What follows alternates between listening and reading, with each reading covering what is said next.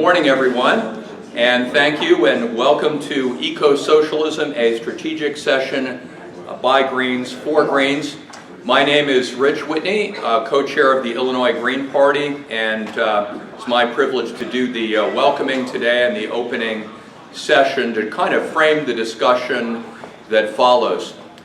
This seems a little unprecedented, a left event actually starting on time, so how that happened I have no idea, but it has happened.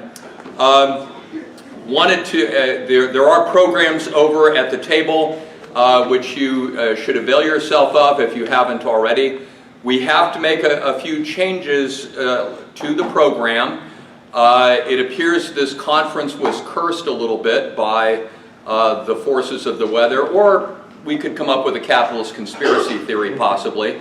But some people have had some great difficulty getting here, and we're unfortunately, I have to share with you that two of our speakers cannot be here at all. The forces that being Sir and Mudliar of Socialism and Democracy, possibly. Just had difficulties in making his travel arrangements from another continent, and Jerome Scott could not get a flight out of Atlanta to Chicago today. So there was all kinds of problems with people flying in, and even many of the speakers and presenters that are here may be a little sleep deprived because of, yes, like Mr. Acuno over there. So 6 hours instead of 3. Yeah, there you go. So, but in any event, we are here, and frankly, to the extent that some people may not be speaking, that gives us more time to speak. This is intended to be a working session. It's for us to have a discussion. The presenters are here to share their knowledge and help frame the discussion, but we really want this to be a participatory event. And there is no preordained outcome to this. The organizers of this conference did not say, hey, we're going to kind of channel the discussion in any certain way, other than sharing our own perspectives and letting it flow where it may. So I don't know what the outcome of this will be. I don't know if we'll end up with an action plan at the end of the day, or if we just agree to have another conference sometime. It's really kind of all up to us collectively to decide where we go from here based on what's presented. So with that, I want to get into my opening session. It was described in the publicity for this as kind of a deep dive into eco-socialism. A real deep dive into eco-socialism would take more like a day, so that's probably not quite accurate, but I did want to help frame the discussion that follows today by giving some context and asking some questions and giving at least a little input as to what my own answers might be. So with that, let me just say a little bit about myself that's relevant to this. I've been in the Green Party, helped found the Shawnee Green Party in 1996 and the Illinois Green Party in 1999, so I've been at this a while. In a prior incarnation, I was a socialist. I was a member of the Socialist Labor Party of America for a number of years. That's actually the oldest socialist organization in the United States. And I was actually editor of its newspaper, The People, from the late 80s into the early 90s, before, go figure, there was a split and a problem. You know, the curse of the left, yeah, and I found myself on the outside, but that led me to the Green Party. And although I no longer share all of the ideas of the Socialist Labor Party, I retain some of them, and I think some of them have some value, and they helped inform my experience. During that time, I became very familiar with the other socialist currents on the left, the Trotskyists, the Maoists, et cetera, and of course I read a lot of Marx, so this kind of informs my background as well. So this presentation reflects my own views, not those of the Illinois Green Party or any other organization, and as I mentioned, it's intended to help frame the discussion that follows. I don't have all the answers. I think it's fair to say none of us do, but I do hope to be asking the right questions and suggesting some of the ideas, projects, and proposals that we might be looking at. By way of preliminary items, I do want to take a moment to dedicate this presentation to the memory of our fallen comrade, Bruce Dixon, leader of the Georgia Green Party and Black Agenda Report, a leading advocate for eco-socialism, for all of our green values, and in my opinion, a font of wisdom and the strongest bastion of just plain common sense in the Green Party and the left generally that we've ever had. Bruce Dixon was invited early on to be one of our presenters at this conference, so I wanted to make sure that he's here today. And I just selected a couple of choice statements of his. I'm going to come back to Bruce a little later. Now, I think if Bruce were here, he would probably say it would be a damn foolish thing to have a moment of silence when we have work to do. But I would like just a real quick one in memory of Bruce. Let's give 5 or 10 seconds, a moment of silence to our fallen comrade.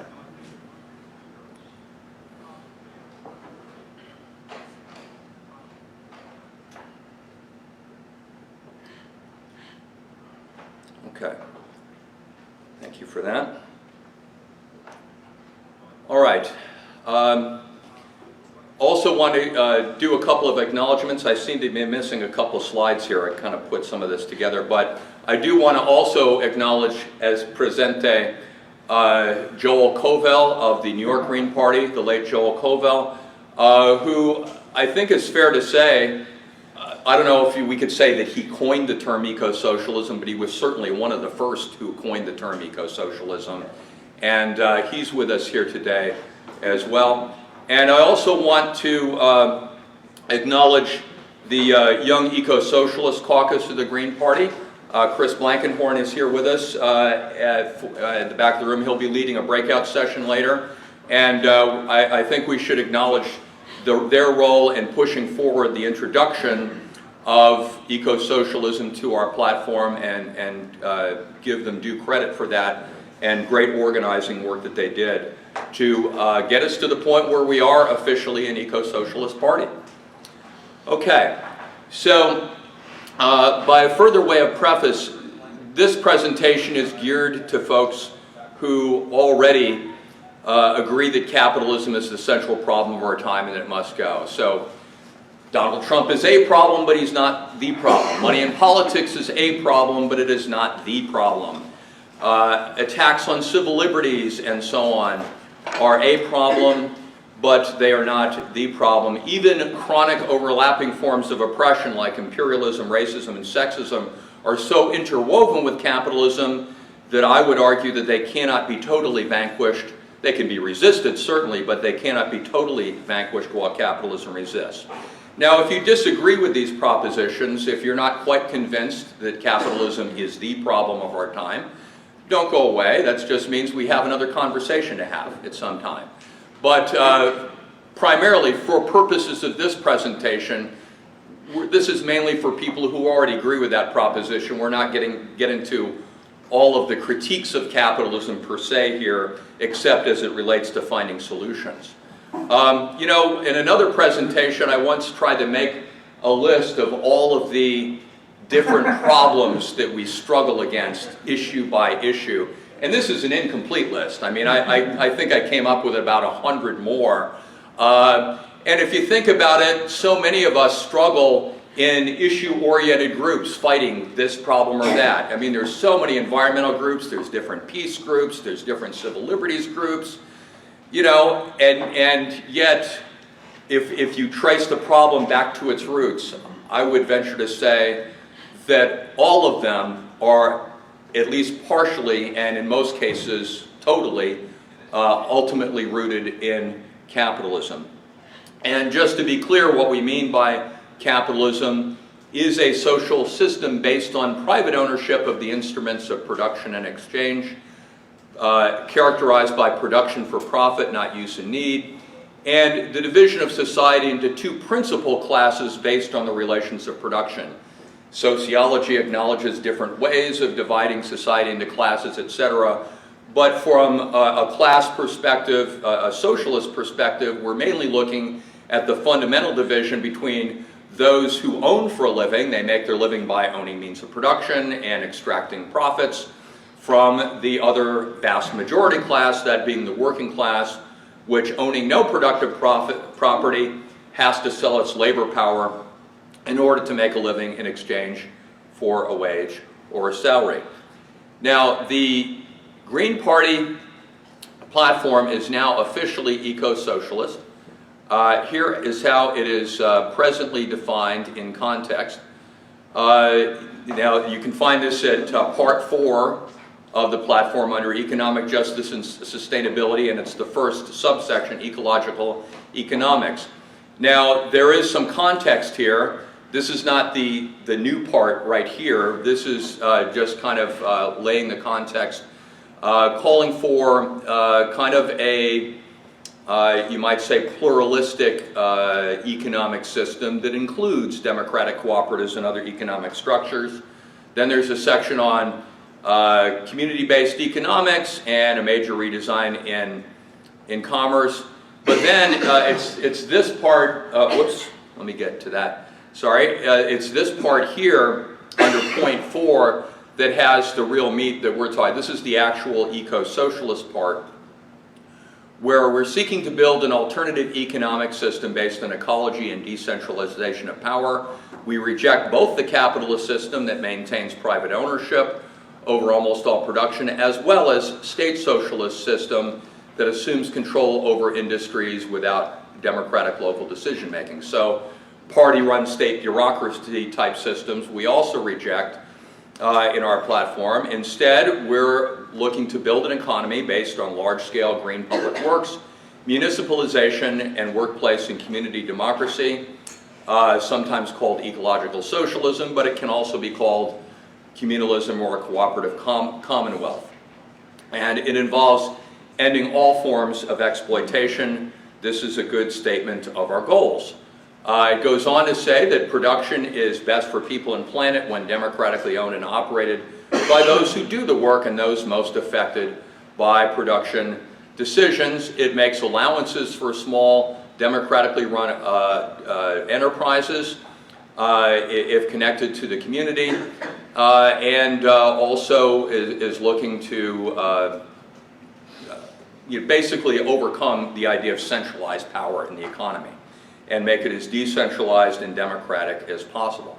So this is a great start, but there are some questions that we need to grapple with, including questions of national and international economic structure and planning. So there's a lot of details to be considered here on how things would actually work. How would decisions be made on what to produce, how to produce, on the macroeconomic level? How to distribute goods and services? How would larger questions about the direction and governance of society be made? In other words, who would plan the planned economy? How would this whole thing work? And there's also a related question of, well, how do we get there? I mean, have we fully identified and defined the kinds of institutions that need to be created and supported? Well, how can we go about creating them? How can we anticipate being able to make the transition from capitalism to eco-socialism? And how will we overcome resistance from the most powerful, pernicious, and murderous ruling class in history without ending up like Salvador Allende and his party in Chile in 1973? This is a serious question. We are up against a rather ruthless enemy that does not want to give up its power. And then the other big question, I think, is what role should a political party play in creating such a society? There are some serious questions we have to grapple with. I just pose one here. We are supporters of the Green New Deal. There's different variants of that. But the Green New Deal basically envisions a large federal program. Well, is that in contradiction with the idea of avoiding expanding state ownership or production? Maybe, maybe not. I don't think it does. I think there are ways of addressing this contradiction. But it is a fair question. It is the kind of thing that we need to be asking ourselves. And ultimately, what can or should the Green Party be doing to help facilitate the transition to eco-socialism? So with that in mind, I'd like to share some possible models for eco-socialist organization, and kind of look at some of the challenges and possible limitations of each of them, again, to kind of frame our discussion that will follow throughout the course of the day. So the larger question here is, how do we get to a society run by associations of free and equal producers? Borrowing the phrase from Karl Marx, which was his vision, you know, contrary to the very popular belief that the capitalist class in this country like to spread, where they associate socialism and communism with the top-down state-run systems of the Soviet Union, etc. Marx's vision was somewhat different. He did envision a society run by associations of free and equal producers, and he looked as a potential model the experience of the Paris Commune of 1871, when the worker, in the context of the Franco-Prussian War, the workers of Paris rose up against both the Prussian army and their own national bourgeois state, and basically ran the city of Paris on their own through elected councils and parliamentary groups, and basically workers meeting and planning their own affairs and keeping the shops open, and basically having their own enforcement mechanism and their own self-defense, etc., for about 2.5 months before the French and Prussian armies jointly crushed it. There have been other historical examples of functioning democratic workers' governments from which we can learn from studying this history, but in each case, all of them were ultimately crushed or subverted by external forces. So with that history in mind, let's talk about 4 possible models. The first I'd like to go into comes from my own background experience. I am currently a member of the Industrial Workers of the World, that's IWW, and used to be a member of the SLP. And they have kind of a similar vision, and that is the idea of building socialist industrial unions, industry-wide unions, that federate into one big union that can affect not a general strike, although that could be a tactic, but ultimately a general lockout of the capitalist class, and then begin operating the economy under workers' control through an industrial congress. Now, this is a rather text-heavy, and I apologize, some of my slides today are a little text-heavy, but this is complicated stuff, right? This is not something that you can just breeze through. We do need to have a pretty good attention span to talk about some of these things if we're going to change the world. So, but this gives a basic outline of what, from an SLP publication talking about that. It's talking about the industries being administered democratically from bottom to top. The basic idea is that in each plant, the rank and file would collectively determine workplace policies. Then they'd elect a committee to plan the overall plant operations. And then basically you elect delegates to higher and higher levels of production, until at the top level you would have an all-industry Congress. So, which would be in charge of doing the macro planning and deciding what needs to be produced and how much of it and how it's going to get distributed. At all times, the delegates elected are subject to immediate revocation, so that if they try to seize power or do something foolish, they can be revoked and made immediately accountable. This is kind of an old illustration of this, using an automobile. The automobile industry is kind of an illustration where you have different plants. The one in the center would be from Detroit, but then they would also connect to a national automobile industry council at the top level. Of course, we'd probably want a public rail manufacturing thing, but this is still to illustrate the point. And then you would have an all-industry Congress with all of the different industries represented to do the macro planning. The IWW, this is called Father Haggerty's Wheel. This is kind of a little bit ancient. It badly needs some updating. But it's kind of basically illustrating the same thing, where you have the representatives of workers from the different industries combining in the center to have an all-industry Congress to operate the economy. Well, what are some problems and challenges of this? Well, number one, we're having some difficulty in organizing unions today. Now, granted, these are the business unions that are what I would refer to as collaborationist unions that basically accept capitalism, and I would characterize them as more like labor merchants of the capitalist class, bureaucratically run. So there may be some reasons why some unions are not exactly flourishing these days, but this is a problem, you know, that has to be contended with.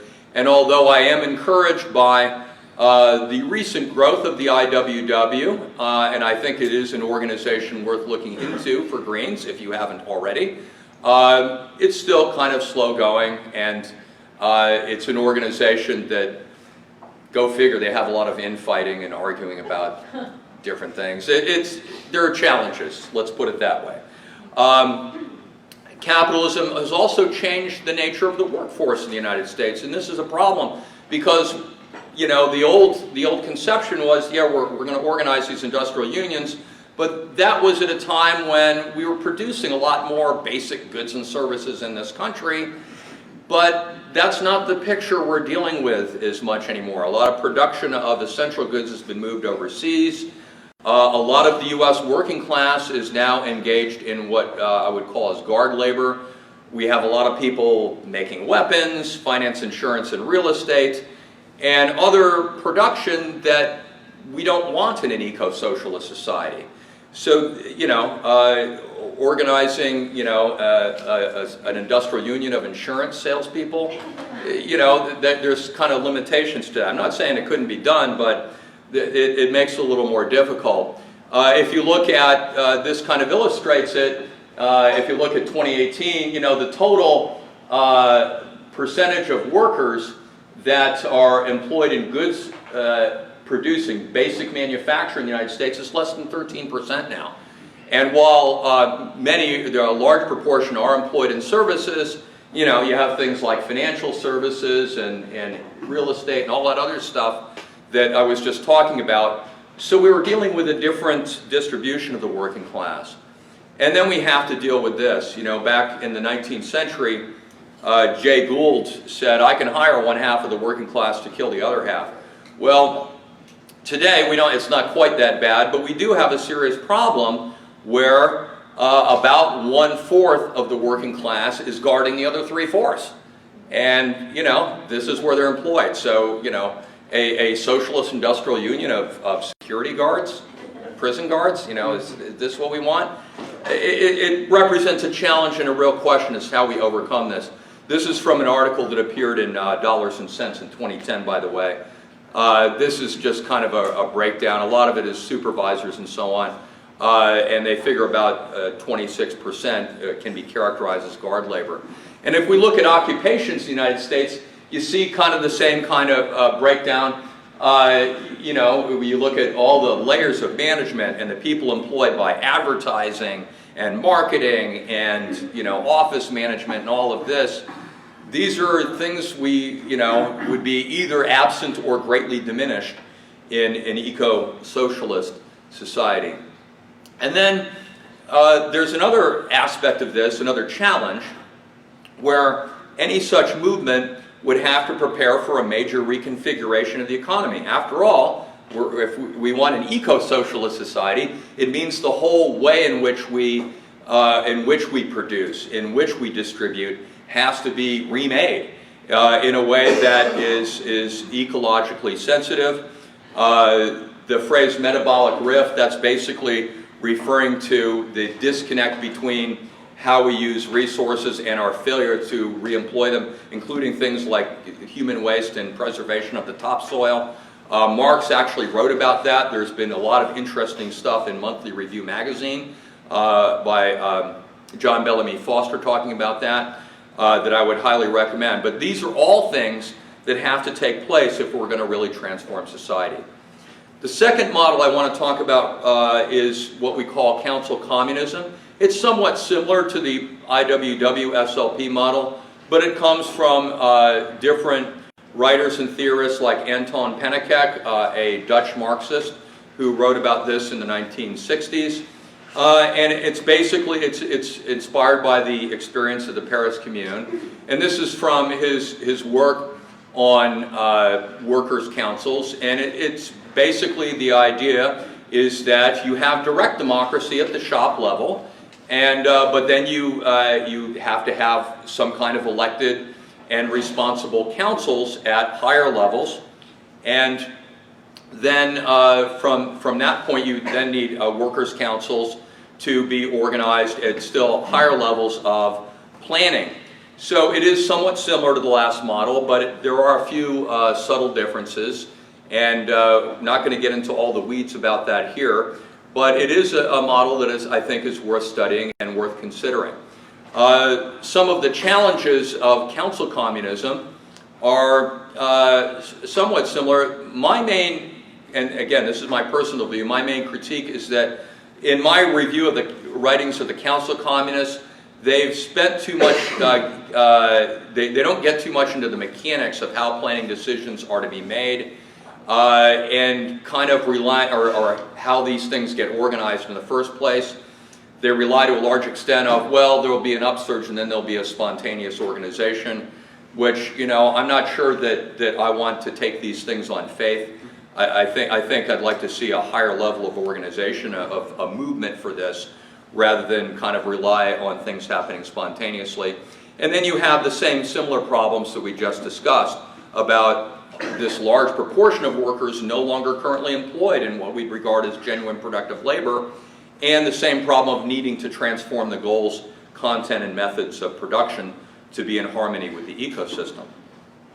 A third model is what I would call the Confederation of Workers Co-ops model, and this is from the, organization, sorry, I need to look at my notes here for a second,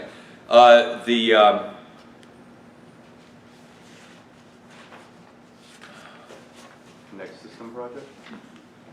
No, I apologize here. Well, I'll get to it later. Anyway, this is from the Next System Project, that's right. This is from the Next System Project. And it is basically the, all right, something is happening here where I am missing a slide. All right, hold on a second, I apologize. Apparently, I have, this was the wrong version of my slideshow. I have to exit this. I apologize. Apparently, I have to get to another saved version of my slideshow. Let me give this a minute. If it doesn't work, then I will have to go into a, let me see if I have it here. I'll take this opportunity to say you got 30 minutes. Okay, all right, thank you.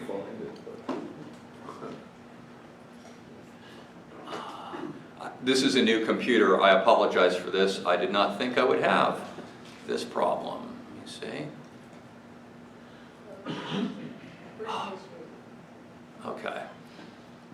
Well, you know what? Here's what we'll do. Because I'm going to try this one more time. If this does not work, this is very irritating. Yesterday. That's the same one. Yeah. So try the ones from yesterday. Well, but those, well, no, that's going to be even less complete. I do not know what happened with my my last version. Well, best laid plans. Let me try one other thing here. Did you save it? There's a recover unsaved at the bottom. I'm sorry? There was a recover unsaved at the bottom. Just Okay, let me. that one. Okay, let me go. Open. No. Ah, yeah, there we go. Let me see if that's it. Nope. All right. Well, clearly we need a workers' co-op at Windows to have more responsible productions. Well, I'm just going to go from my notes here at this point. This is very unfortunate because I did want to recognize a few things. So I'm going to switch to lecture mode, but let me run through this a little bit. This does come from the Next System project, which I would highly recommend. There's a lot of great work being done on prospective models for eco-socialism. And this is one of them, written by Jessica Gordon-Nembar. Let me just go ahead and go to full screen. We'll keep that one up there at least. All right. Anyway, but what she says is, by a cooperative solidarity commonwealth, I mean a system of interlocking cooperative ownership structures in all industries and all sectors of the economy, where cooperatives and other community-based enterprises support one another by building linked supply chains, collaborating on projects, and shared funding. These interconnections start locally, and they're built into regional, national, and international interlocking structures as needed and as rational. So basically, you have workers' co-ops and similar community-based organizations that are responsible to the workers in those communities, and then they collaborate and confederate at an interlocking level, and that becomes the basis of creating the new economy. Now, to be fair, she goes into some other details, quite a lot of detail in this paper of how that can be organized, but I think there are some concerns and challenges with respect to this model as well. The first I would characterize as kind of the standard Marxist critique about, can cooperatives operating within the context of a larger capitalist system survive without adapting to many of the capitalist practices and strictures in order to survive? In other words, you're still operating within the context of a capitalist-dominated competitive market. So do workers end up having to basically exploit themselves in order to keep the business running, right? This is a real challenge. Can they get financing to compete with the corporate capitalists? Can workers' co-ops beat the corporations at their own game, just in the competitive marketplace without some other external force assisting them, like the state, like a green-controlled government, for example, right? But this is a real problem. Marxists like Rosa Luxemburg and others were very critical of the idea that simply building democratic workers' co-ops could become a panacea, could become the pathway to a new society. Relatedly, the taking over of abandoned facilities and running them as workers' cooperatives means that the cooperative sector, it tends to be saddled more with outmoded facilities. So, right, the capitalists abandon a plant, or they, abandon a restaurant or whatever it is, and the workers come in and take it over. Well, the capitalists abandoned it for a reason, right? It had become outmoded. They're going to their brand new facility overseas or whatever it is. And so to the extent that workers' co-ops operate based on that, they're already at a competitive disadvantage. And the formation of individual and even networks of federated workers' cooperatives still does not address the larger question of how to transform the goals, content, and methods of production to be in harmony with the ecosystem, right? And if they don't have that larger vision, if they're not animated by that larger vision, that could be a problem. Do we want workers' co-ops building depleted uranium weapons, right? Do we want workers' co-ops fracking for oil and natural gas? Do we want workers' co-ops to sell collateralized debt obligations, right? Just saying that we want to build democratic workers' control of individual industries does not address that larger picture of what needs to happen to transform the economy at the macro level. The fourth model that I want to get to, I might be able to find it on the internet, but I'm not going to take time to do that now, is what's called the pluralist commonwealth model. And this can also be found at Next System project.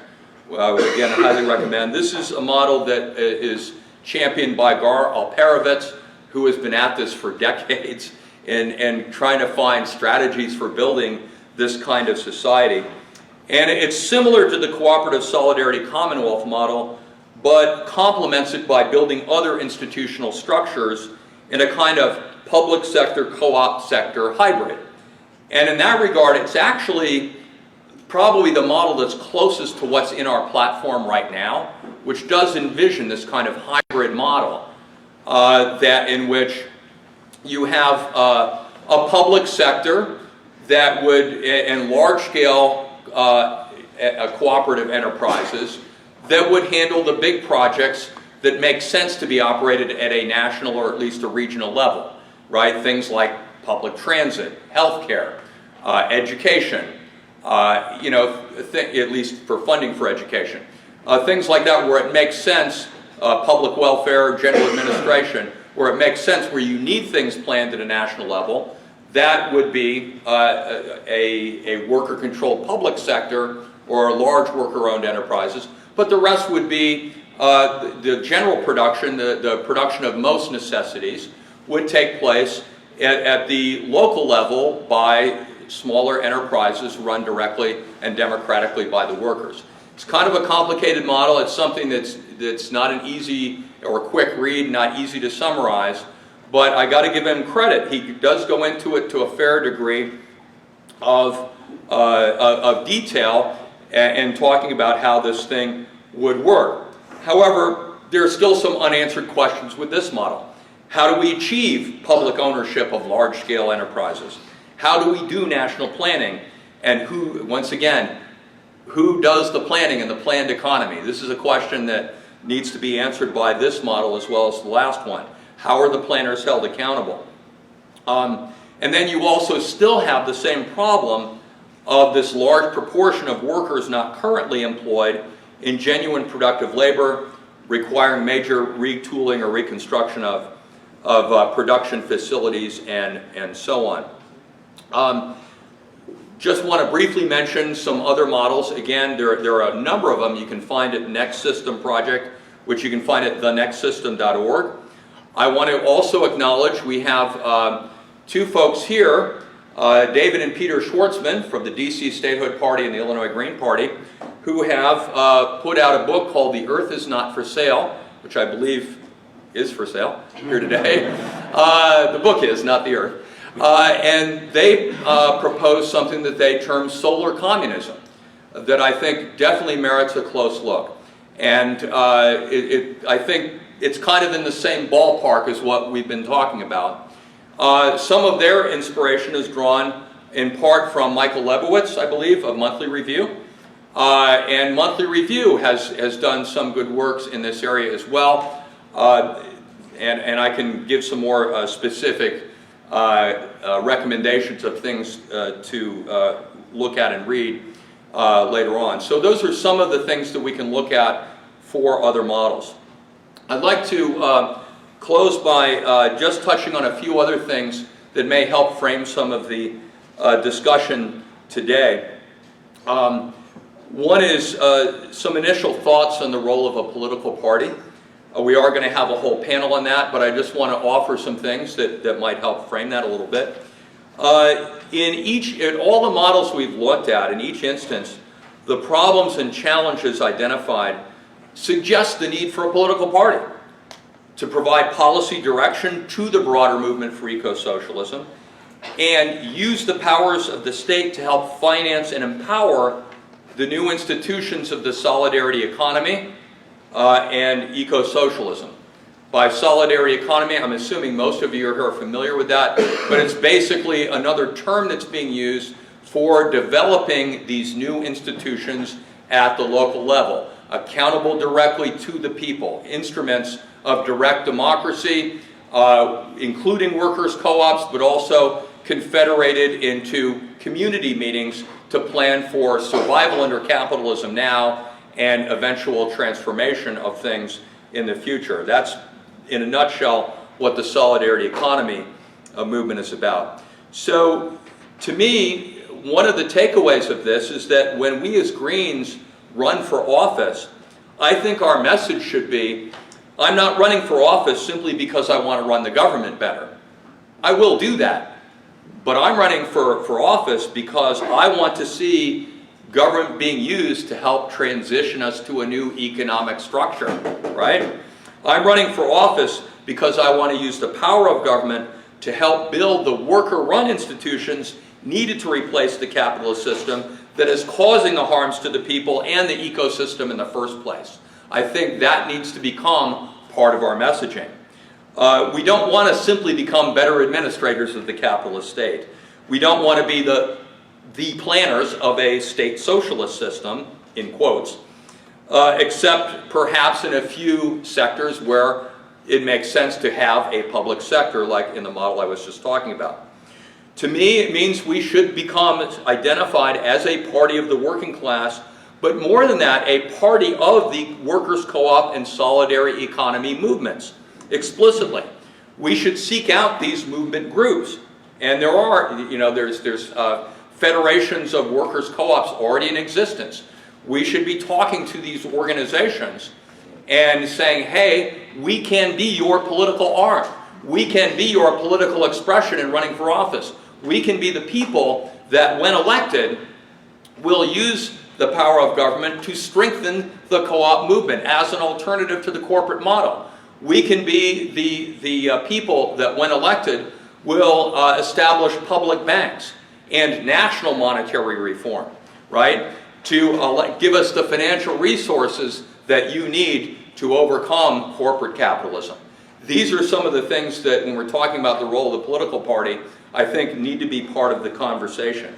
In that regard, we do have a strong monetary reform group within the Green Party, Greens for Monetary Reform. There's also an internal caucus that deals with that.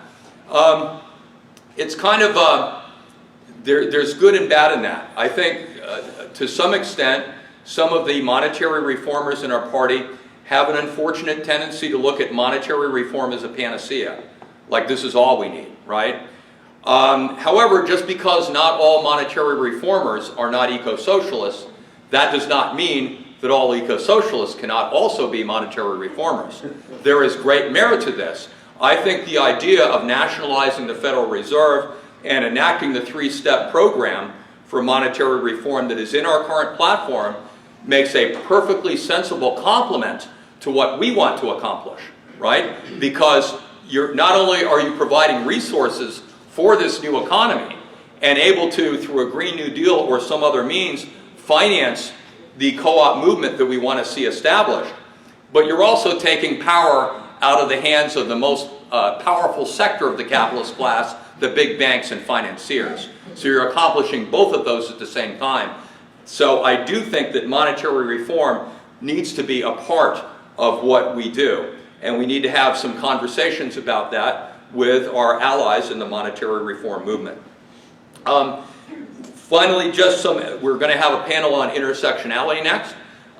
Just want to talk about that a little bit. Let me see if I did have some great slides on this, but unfortunately I'm going to have to do the handheld thing. But I do want to commend people to take a look at a three-part series that Bruce Dixon did, and this is like one of them, on what he called parasitic intersectionality and toxic Afro-pessimism. It was published in Black Agenda Report last year. I think folks definitely want to read that. Basically, my message, my 2 cents before the panel on this subject, is that we have to make a distinction, and this is basically what Bruce was talking about. There is genuine intersectionality, right? The idea that we need to unite as a class, as a working class, and in order to do that, we need to acknowledge and address the layers of oppression that members of our class have specially experienced, based on race or color or gender and the other categories of oppression. But there is also bourgeois intersectionality, which confuses that with so-called bourgeois identity politics, right? The idea that if we just, we elect Elizabeth Warren, that's going to be a great victory for an intersectionality. Or the fact that we have 4 of the 5 top CEOs of the military-industrial complex are now women. That's not real intersectionality, okay?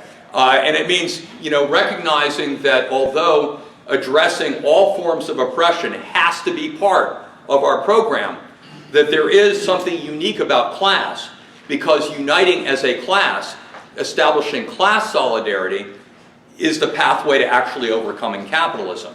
Because it's only when workers are united as a class that we together have the power to overthrow the most powerful ruling class in history. So, again, I apologize for my, whatever happened to my, I had the greatest special effects. I had great graphics. I am so bummed that I couldn't share some of my wonderful graphics with you. Can you email it out to everybody? I could, yeah, if I can. We'll put it on the website. Yeah, I can do that. I will attempt to do that. And, I think I got through basically the material. So I will close with that, and then we still have about 15 minutes for questions, polite barbs, or whatever else you want to throw at me. So, yes? So that was a great deep dive. I think where a lot of people fall down is eco-socialism. What's that like? There's no real quick definition that people have ready. I mean, so do you have like a one-line summary of what eco-socialism is? Did you want to respond to that, Chris? Or did you have another question? Yeah, when I did my workshop for Eco-Socialist Party at the annual national meeting last time, I defined it as a movement to create a more just, socialist, and ecological society. So I broke the word down. I would like to say I also centered internationalism as a big part of it. So. Yes, thank you for that. And that's something, yeah, it has to be an anti-imperialist movement as well. Did you want to respond? Paul, though, can we create a definition that doesn't include the word socialist for people who don't understand what that means? Well, I think a society run by democratic, worker-controlled institutions by and for the workers themselves, but imbued with ecological consciousness, right? We got to work on that a little, but that's kind of the basic idea. Paula, did you want to? Well, the way I put it is, we decide what every person in society needs to live a decent standard of living, and then we divide up the work among everybody able to work to provide that decent standard of living within our planetary means. In other words, you can't just keep strip mining the earth. So I think that works, and it has worked for me even when I talk to right-wing Republicans. You know, when they say, well, there's people that don't work, and I'm like, yeah, everyone that can work should work. That just shuts them right up. Yeah, so for the benefit of those online, the question was, is there a short, like one-sentence encapsulation of what eco-socialism is? And we're kind of struggling through it. I think we have some things that are getting close. It might be a little project for us today. You know, maybe we'll come up with that. I do have another mic. This will help people if someone would volunteer to like take the mic around. Could you repeat what Chris said? I'm hard of hearing. I didn't hear it. I'm not sure if I could repeat exactly what Chris said. So, Yeah, there we go. and I left the word out too, but I went back and looked at my notes in my notebook. Okay. We're struggling to create a more democratic, just, and ecological society. Okay. Which was intentionally a one-line, one-sentence. Okay, well, that helps. Of course, it is hard to get a pretty detailed concept into one sentence, but that is maybe something we can struggle with. All right, we've got a lot of questions. I'll let the microphone handler just maybe kind of go in order and try to get to as many as we can. I would actually add something. My name is Matt, I'm from Boston. I'd actually add something maybe to this definition, which actually could maybe roll into a question that I had going back to the beginning of your talk. One thing I like to say to people is we want to build a classless society, and I think that is like the structural underpinning for achieving the democracy and the ecology, and like we have all these visions of how wonderful a society would be, but for some reason we don't have the structure to get us there. And so, I mean, you can kind of get into like, you know, what do we mean by a classless society? And we talk a little bit about capitalism, but actually even, and this kind of transitions to my question a little bit, because I would say that capitalism is like, it is in a sense, it's like if you're going to boil it down, you could say capitalism is the issue, but really we've had class societies even before capitalism, and we've had different kinds of oppressions like sexism and colonialism going back even earlier than capitalism. So I think that it's really good to like almost like like capitalism is the mode of production that maintains this class society of ours. And so we need to transition to a system that promotes a classless society, not just a new kind of class society. Because people do bring up other kinds of models of socialism and say, well, you're just replacing one kind of class society with another kind of class society, where you have, some kind of bureaucratic party class that's running society. So I think that I think that adding classless is really good for people who have apprehensions about the word socialism. Yeah. Okay, thank you. Did you have questions? No. Yeah, great presentation, very provoking, very thoughtful. I want to clarify something you said. Our book, The Earth is Not for Sale, we're not proposing solar communism as an alternative model to eco-socialism. Right. Where solar communism, I know, sparks some concern among some people, the C word, but where the solar communism is sort of the global realization of from each according to her ability to each according to her needs. So it goes back to Marx's two-stage. So eco-socialism would sort of be the transition between capitalism and a global solar commonwealth. Lately I call it the solar communacene. From the capitalocene, which is really the Anthropocene. Okay. Gotcha. Okay. Thank you. We'll just work our way back. I just wanted to say, I've been talking about eco-socialism for a really long time, and it kind of boils down to you can't have infinite growth on a finite planet. And, that starts the conversation a lot on, like, capitalism is a very particular expansionary system that cannot be sustainable. And to be sustainable, we have to, decouple from a global market. It's not that we can't have markets, like local, food markets and that kind of thing, but like the idea of investing in order to get profit, the profit motive is at the core of the destruction of the earth. And, so.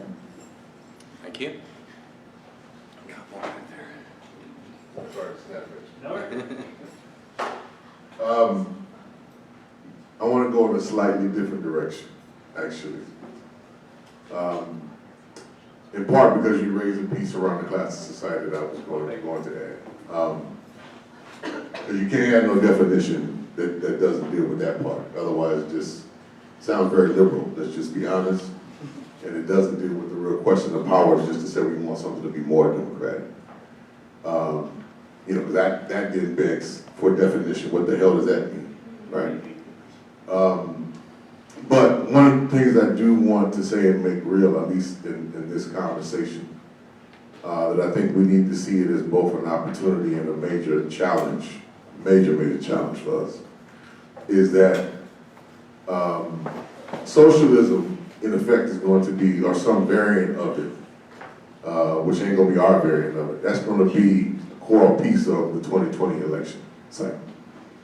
Because the Republicans are already gearing up to make that the boogeyman against anything remotely different than themselves. I'm not even going to call that the left, but just remotely different than themselves. And I don't hear any of us having a serious conversation about what the hell that's going to mean for us on the ground in our work, either as an opportunity or as a challenge. Because they are going to wind up defining it if we don't. And we aren't doing enough dialogue either with ourselves or with other forces to be in the lead to start defining this shit right now. So that's a critical piece I want us to walk away with as a task before the end of this day is out. It's going to take more follow-up. But that's a serious thing that we will be remiss in terms of addressing in the real politics of the age that's before us right now. Point. I'm Steve from Brooklyn. I think we're not going to succeed if we try to figure out this in terms of definitions. I was struck, I was at the climate march, and I happened to see someone with a Bernie t-shirt carrying a clipboard with a DSA logo and an eco-socialist education project. And it's going to be very hard for us to define eco-socialism in a way that's different from how they define it. But we know that there's something different about what we're striving for. I think the answer is in the transition process. Who we want to mobilize, how we want to mobilize them, and what the outcome of that mobilization is. So this is a plug for a workshop session on that subject of the transition, which is in the first workshop session this afternoon. Thank you. I'm Peter. I'm also from New York, although a little bit further north than Steve. I think definitions are important. I think that in the history of the socialist and communist movements that, the arguments over definitions have sometimes gotten a little ridiculous, but having kind of a common idea of what we're striving for is important. For me, when I think about eco-socialism, I think about a democratically planned economy that is run by and for workers and the majority of the population within the boundaries of the planet, the ecological system. I mean, it seems pretty simple to me that we say this is the kind of structure of the economy that we want, and then within bounds of ecology. Anyway, and we can debate beyond that, but I think that's a broadly different than what Bernie or Bernie Sanders supporters want. Exactly, and that addresses, I think, Khalid's concern, because what we're seeing from the corporate media right now is socialism either being demonized as, oh, that's that dictatorship in Venezuela, etc., and that nonsense, or it's the Bernie and Elizabeth Warren Medicare for All plan that we can't afford and is going to raise your taxes. Right, those are basically how socialism is being defined for us by the corporate media. So thank you, Khalid, for making that point. We need to be out front, and I agree with you that the idea of direct workers' democracy and democratic control of the instruments of production has to become part of the forefront of our definition. Yes? Yes, I'm Michael Rubin from Oakland, California. And I wanted to make 2 points. One of them is, one of the things that I thought was missing here was the question of power. That is, I'm a traditional Marxist. I plead guilty, and I think that eventually we're going to have to fight for it, and we don't gain anything by not acknowledging that. And so that's one thing I wanted to throw out. The second thing is the question of production. I think that there's a clash between the question of the earth is a finite resource and so forth, and the question of meeting human need. So I think that when we talk about changing our productive forces, I don't think we can give up our vision of meeting human need. And so what we need to be is have a scalpel, not a sledgehammer. We have to be very selective about what it is we're going to do away with and what it is we're actually going to expand. Yeah, good points. We have to wrap it up here because we have to get ready for the next panel and get that started. Just a brief response to that. I agree with you about the question of power. We haven't dealt with it that much.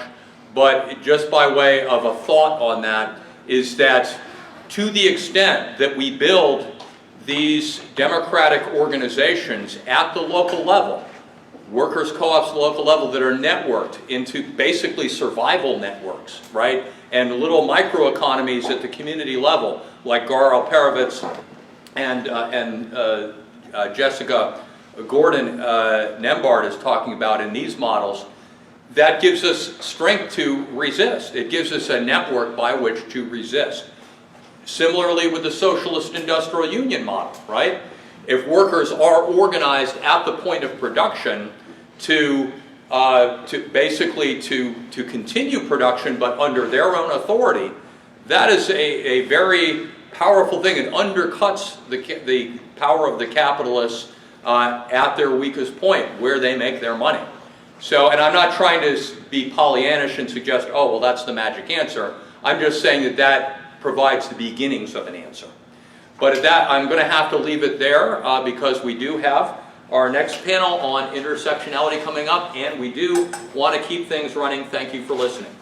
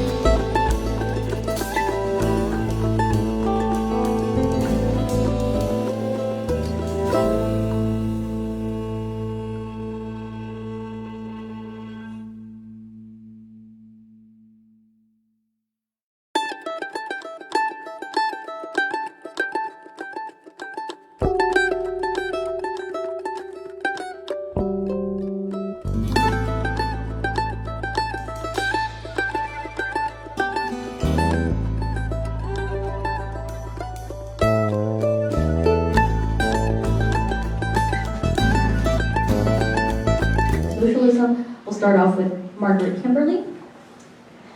Come up to the podium here. There we go.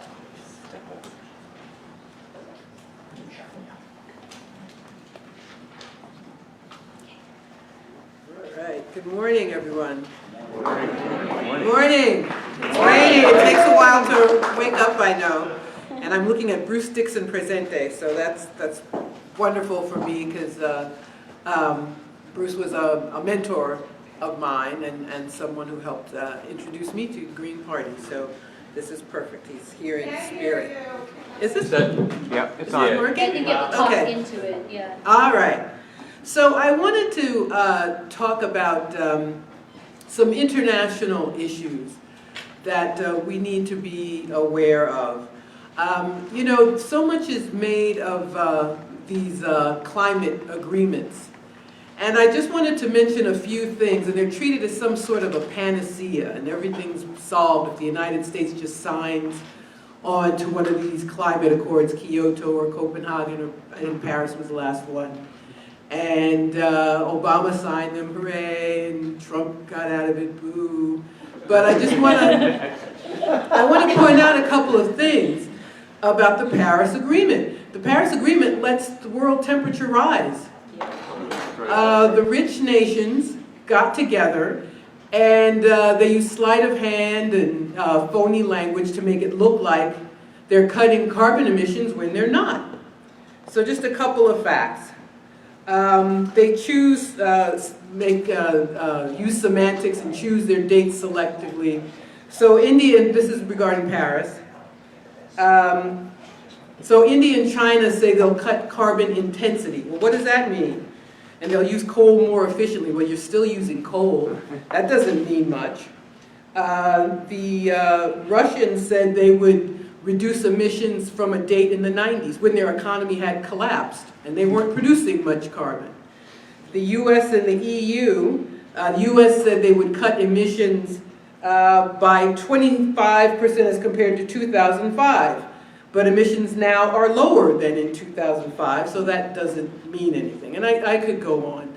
But I just want to point out the importance of the struggle with our sisters and brothers around the world, who every time the rich nations get together, lose out. And we can see that throughout the global south, but right in our hemisphere. And I wanted to talk about a couple of places in the Caribbean. We know that there was a recent hurricane that struck the Bahamas in particular, and one island, the island of Abaco, was destroyed. And so what did we see? And it wasn't hard to figure out. People from the Bahamas had to leave because their homes were destroyed. And where do you want to go if you're in the Bahamas? You want to go to Florida. And we saw one particularly disgraceful episode where, you know, Bahamians apparently had their visas allowed them to come to the United States pretty easily. But all of a sudden there was a change. And they couldn't just come to the US. And a ferry was turned back and people actually were forced to go back to their devastated towns. And this is what we're going to see more and more of. As nations like the Bahamas, low-lying islands, they're already seeing sea level rise. It's already impacting their lives. These storms will grow in intensity. So this is a phenomenon that we're going to see more and more of. So if we're going to talk about eco-socialism, we have to talk about immigration. We have to talk about the need for open borders. We can't just talk about having less carbon emission in the United States. This is a tremendous issue. We already have people trying to get here from other countries that are devastated by droughts, by loss of water, by rising sea levels, and we as do we need the word eco in front of socialists? I was just wondering. Anyway, as socialists and who are concerned about the planet and about humanity, what are we going to do? What is our response going to be? So there are many issues that are touched upon as we talk about how capitalism is destroying the planet.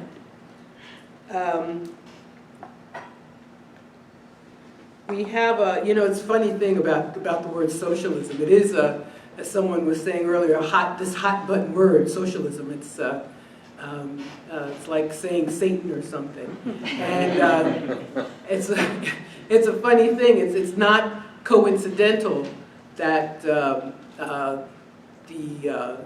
environment is under attack and that socialism is under attack. The two things are linked.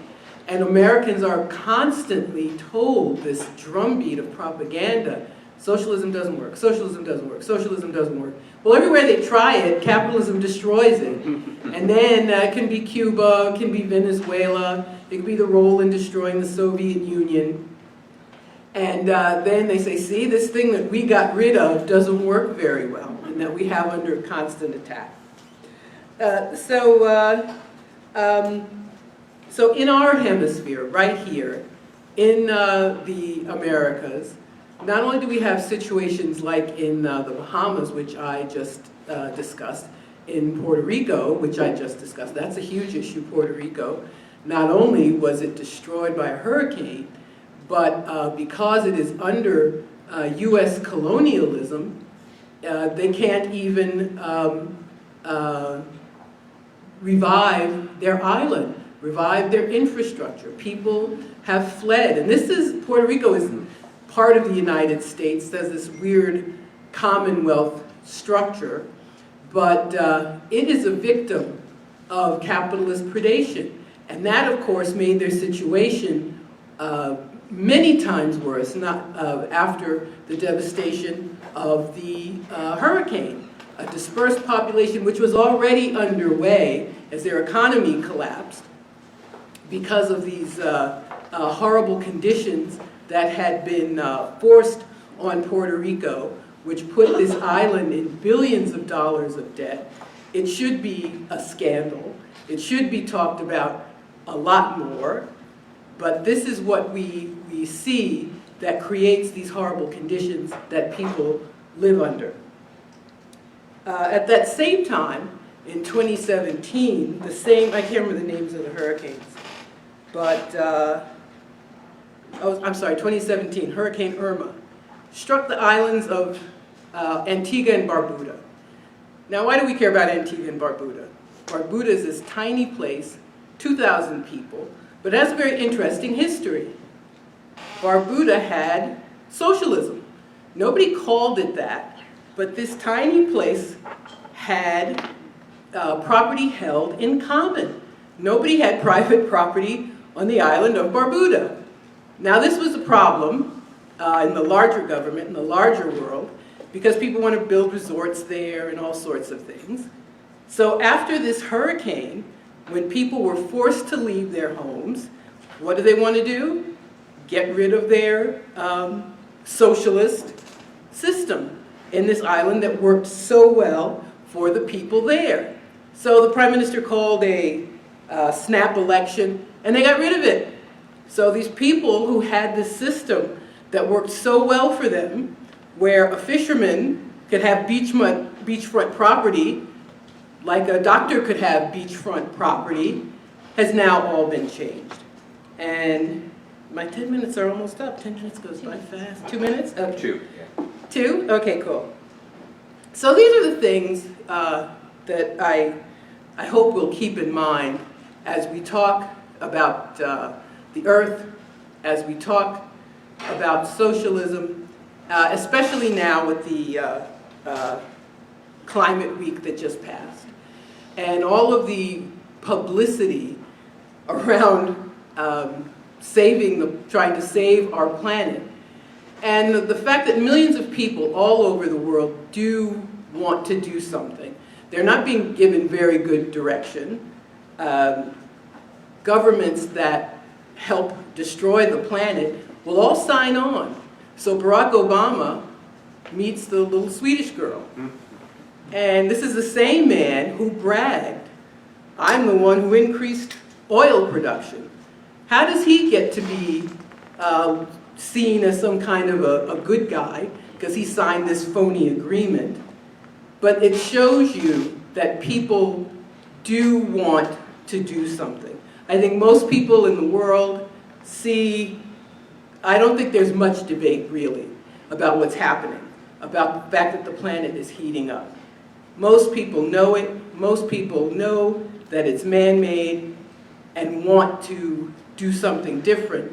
But if we have the corporate media choosing saviors, if we have the corporate media covering up for the crimes of governments all over the world, if we have political parties who talk a good game of being green when they really aren't, that just creates confusion among the masses of people who want to do something different, who do want to use their agency, an overused word, but it's important, who do want something different, who do want socialism, who do want water, who don't want to have to flee their homes. And that is something that we need to talk about today. My 10 minutes are gone. Thank you.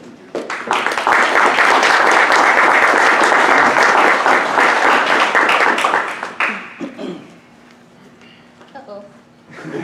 Owen? No, it's okay. It's okay if I Yeah, just gonna lower this a little bit and let me just take my this. I'll stay with you. Maybe I'll stand in front here. Is this okay for the frame? You're a little close. All right. You're good, you're good. Okay, great. Okay, I'm going to say a number of challenging things in my 10 minutes, but I invite you to take a deep breath and listen for a minute. I'm speaking not just as a Green Party activist and eco-socialist for many years, but also as an ecologist, a historical ecologist, someone who has worked internationally with indigenous peoples and self-liberated African peoples, and you know, again, a lot of the intersectional communities that we want to, you know, again, have in our spaces that we don't have enough of. So I'm going to start with a story of a thing called Holmberg's mistake. Who here has heard of Holmberg's mistake? Okay. If you read the book 1491, there's a really good example of it. Alan Holmberg was an anthropologist who worked with some indigenous communities in Bolivia. And you know, back then, the anthropology was a very colonial science, and it you know, sort of took indigenous populations as a kind of marker for quote-unquote primitive peoples. And what Holmberg's observations form a lot of the Western kind of perception, not just of indigenous peoples, but of the environment and people's relationship to them. He looked at these, you know, tribes, these scattered hunter-gatherer populations, and said that, you know, Native Americans or natives lived in harmony with the environment, had very little impact on the land, did not gather in large groups, right? They were you know, kind of like these you know, part of the environment, kind of like tapirs going through the jungle, et cetera, et cetera. What his mistake was, right, is that he was looking at indigenous peoples, again, 150 years after colonization, after 90% or 95% in some cases of those populations had been wiped out. You know, imagine right now if Chicago was to lose 90% of its population and some aliens came down, what would we look like to them, right? And so what I'm saying, why I'm opening with this is that, you know, this a lot of what when we talk about eco-socialism, when we talk about intersectionality in eco-socialism, we're going to have to come back and rethink a lot of our ideas about environmentalism. You know, most of it, I mean, sort of most importantly, the idea of this divide between people and nature. A lot of our environmentalist ideas in the United States come from the assumption that human activity naturally degrades ecosystems, that human activity and human density, right, is like that we're spreading like a cancer upon the planet, right? And that's why, a lot of people do make a distinction between the Anthropocene and the Capitalocene, right? Capitalism as a system, right, is invasive and destroys the planet. But what we can learn from indigenous experience, not just indigenous experience, but also traditional peoples, what I call, the cultures that are non-Western, the culture and the skin that I grew up in, as well as, the African diaspora and peoples who have, survived under colonialism, right? What we can learn from that is actually a lesson that we all need in order to survive, and also reframe eco-socialism in a way that not just includes, right, people of color and colonized peoples and oppressed peoples as an add-on, right, to our socialist agenda, but as an essential part of an eco-socialist agenda. It makes us rethink a lot of our perceptions, and I know because there have been a lot of conversations about this in the Green Party that is, I've not had the time to jump into, but these ideas of overpopulation, right? This idea of because, I will tell you, as somebody who has come from populations and has worked with populations that have gone through forced sterilization, who have gone through family separation, that when people talk about overpopulation in like sort of the traditional sense, that gets our hackles up. Because when people talk about overpopulation, they almost never talk about overpopulation of corporations, if they want to be people so bad. They almost never talk about the overpopulation of large resource users. They will almost always talk about Black and brown women. They will always talk about fertility and all of this, and poor people, right, who do not have access to make choices about and for reproductive justice, right? It also brings in a lot of questions about migration, right? The overpopulation question is a real issue when we are talking about both climate and economic refugees. I come from Chico, California, where the wildfire of last year brought 20,000 people into our town of 80,000. And now we are in a dilemma about what to do with these climate refugees, right? There's also a growing movement of eco-fascism, right? That is very, very insidious because it goes on these narratives of overpopulation, of uncontrolled migration, of climate chaos, right?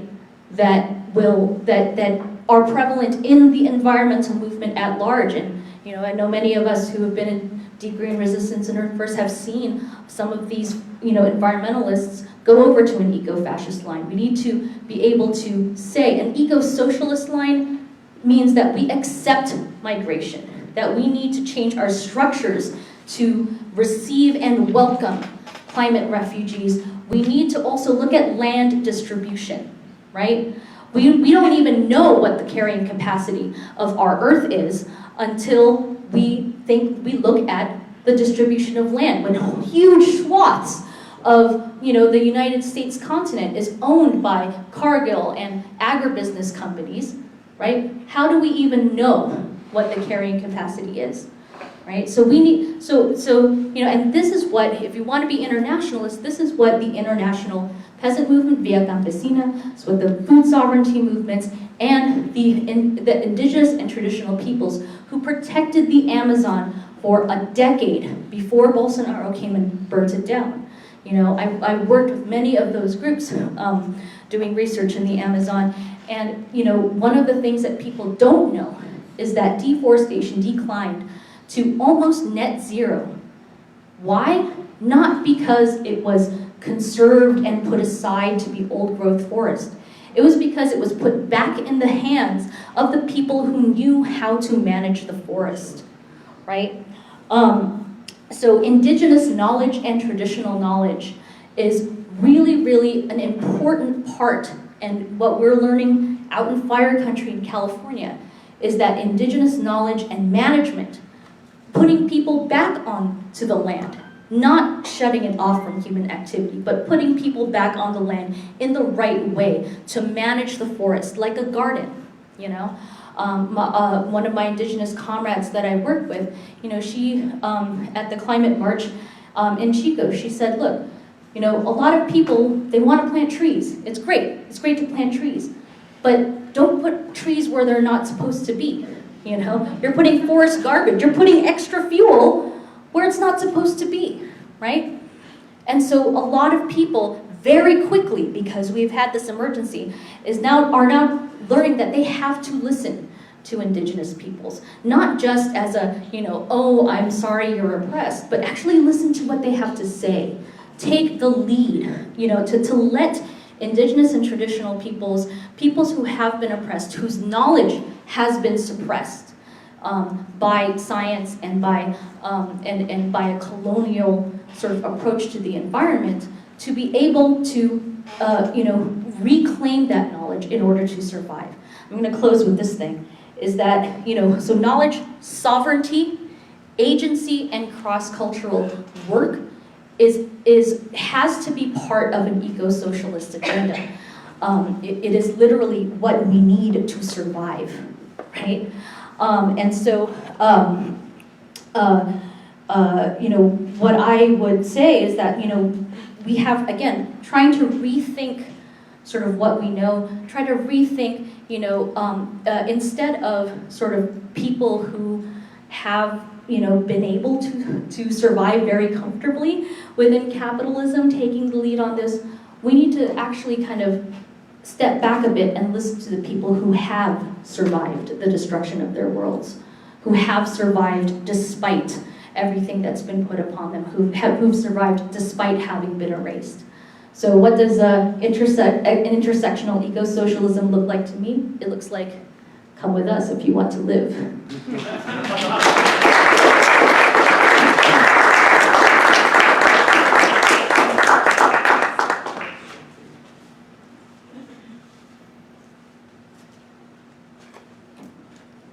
Thank you. Can you hear me okay? Thank you to both of my comrades up here who have shared their ideas and their vision with all of us. And I just want to point out that, you know, this whole setup here is a little bit maybe not sensitive to who we can be and the way some of us fit in this. It's definitely set up for somebody who's tall and, you know, that's okay. It's, you know, comes with the turf, sort of. Okay, so my name is Anita Rios. I come from Toledo, Ohio. I'm one of the co-chairs of the National Committee of the Green Party. I have been an activist for a long time. I'm 65 years old. And, you know, coming from Toledo, Ohio, my father was a UAW member. I went to a UAW summer camp, Local 12. And for my family, I have 6 sisters and a brother. And for the first few years of my life, I always share this, by the way, because I want you to put me in context as I share ideas and thoughts with you. But for the first 7 years of my life, I lived in a 3-room shack with 7 of my family members with no plumbing or electricity. And my father got a job at the Jeep plant, and he became UAW, and that changed our lives. We moved into a 2-bedroom house with a toilet inside. And so 10 of us lived in that 2-bedroom house, and, you know, we felt wealthy. And I share that to say that that is where I live. That is who I represent. I have immediate family members who are unemployed, underemployed, who struggle in this capitalist world to put food on the table and a roof over their heads. I have immediate family members who have spent time in prisons and who constantly struggle with the criminal justice system. And I don't often find people with me, like me, and with my background in politics doing the kind of politics that we do. So as we have these discussions of eco-socialism and intersectionality, I think about those folks who do not come to these conferences, who are never going to hear these words, but who will constantly, on a day-to-day basis, face the issues that we are trying to solve. But it is absolutely essential that they be a part of this discussion, that we be a part of this discussion. And I wanted very much to be a part of this particular panel on intersectionality because over the years, as I have sought to be an activist, as I have sought to bring the wisdom of poverty to every role that I have played, I have worn many hats. I have worked with many different groups. I've done a lot of work in the women's movement because that nourishes my soul, to be with my sisters, to be with women addressing women's issues in a patriarchal society. So does that solve everything? It does not. I was president of the Ohio chapter of the National Organization for Women. I was a card-carrying member of NOW for decades. And so what I found lacking is in that organization is that it is always only about Democrats. And I felt that my voice at the table, I will share with you, I ran for governor of Ohio. I was the Green Party candidate for governor of Ohio in 2014. And I actually met the percentage of votes required to get party status for a minor party in Ohio. And I would also share that there are only 2 candidates in the history of elections in Ohio who ever met that standard, and it was me and Ross Perot. So, but I share that to say that I did that as I was president of the Ohio chapter of the National Organization for Women. And had I been a Democrat, they would have been really proud of the work that I was doing. Instead, what they did is they told me, you have to step down as president. If you don't step down, we will remove you.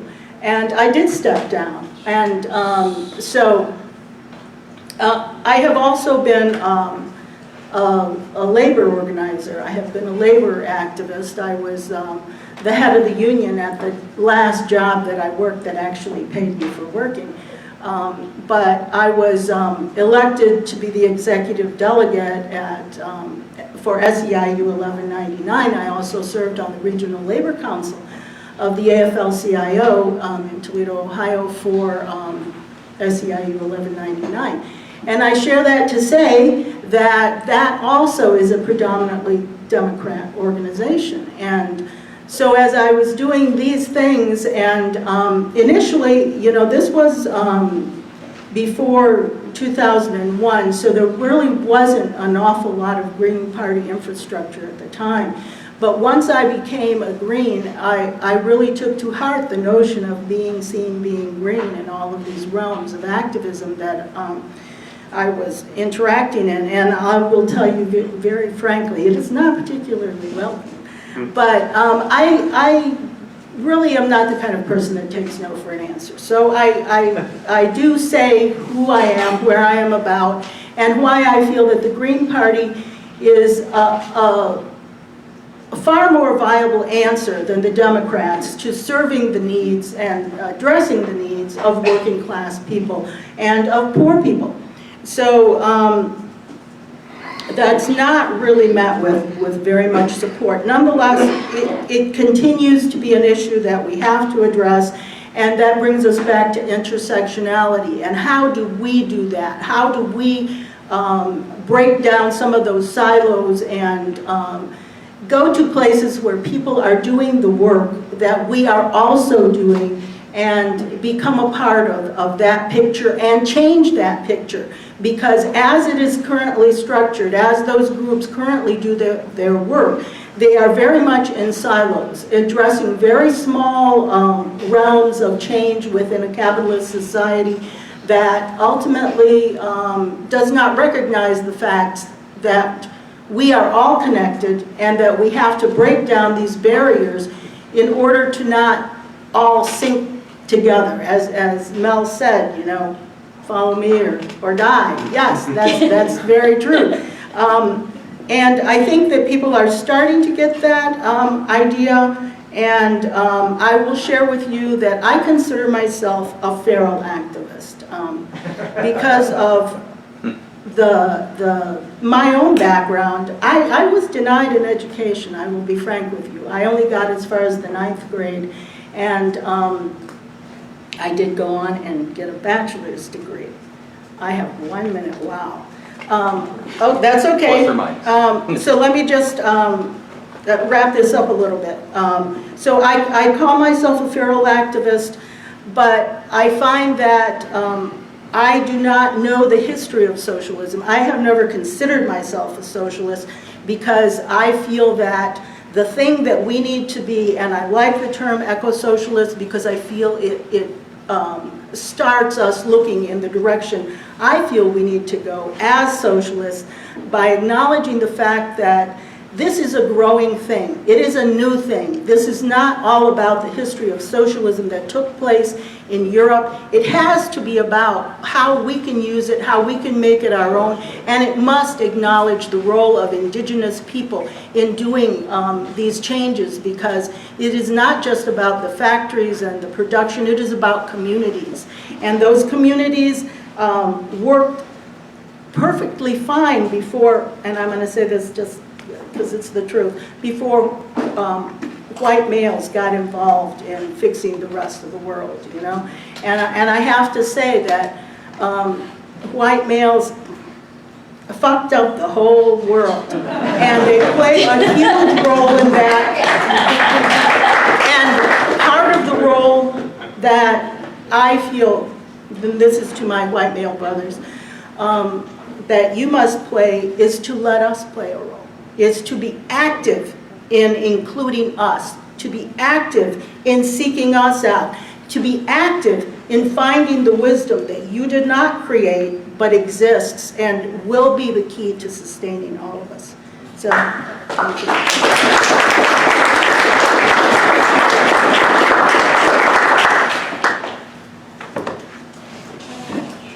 Okay, so we're going to open it up to discussion. Okay, great. So Rich has got the mic there. And you know, open it up to questions about our presentations, but also to think about the question, you know, think about the work that you're doing in your communities and you know, in your local and state county parties, and think about like how can you know, you take some of these insights to build a more intersectional and eco-socialist coalition or agenda within your particular bioregion or area of organizing. Okay, so let's see.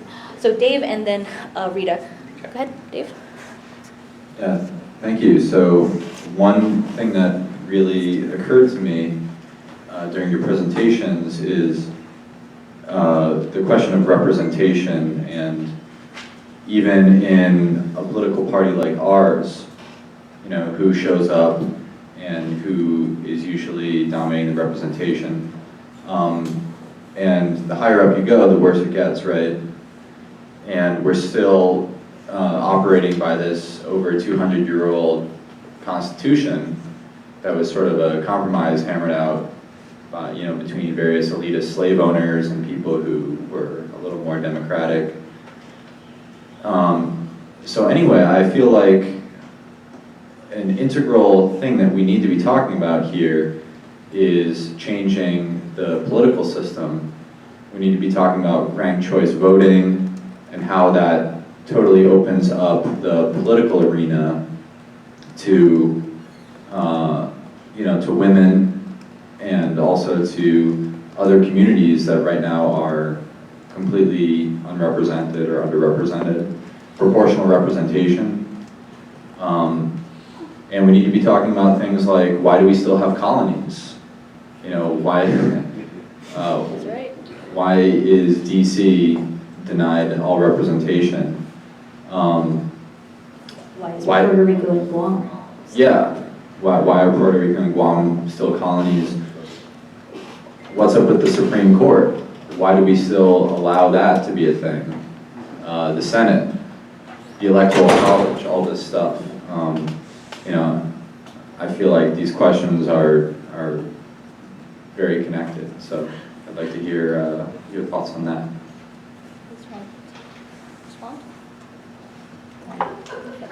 I'm not sure how to respond. All right. Yeah, no, I absolutely agree, and I think that, you know, sometimes, and maybe like being able to make that transition requires completely different forms of government. I'm just going to plug my breakout session in the afternoon to talk about what we can do locally and what state formation is, and how, you know, from the Amazon to Chico, California, how people are using that basically where you live, your local context, to reshape the reshape governance. So. I had to think a lot about your question before I figured out if I even had any shred of an answer to it. But I guess what I would say to that is, in the communities where I live, that is not even on the radar. What is on the radar, and I will tell you, I was just texting with my cousin who's telling me he wants to know if I have a job he can do, because he's got a baby that's coming on Monday. And I would say the first thing all of us needs to do is, if we have the remarkable opportunity to be able to go into communities that we really need to be in, the first thing we need to do is ask and listen. That's the first thing. Then this other stuff, it is important, David, absolutely. It is a key.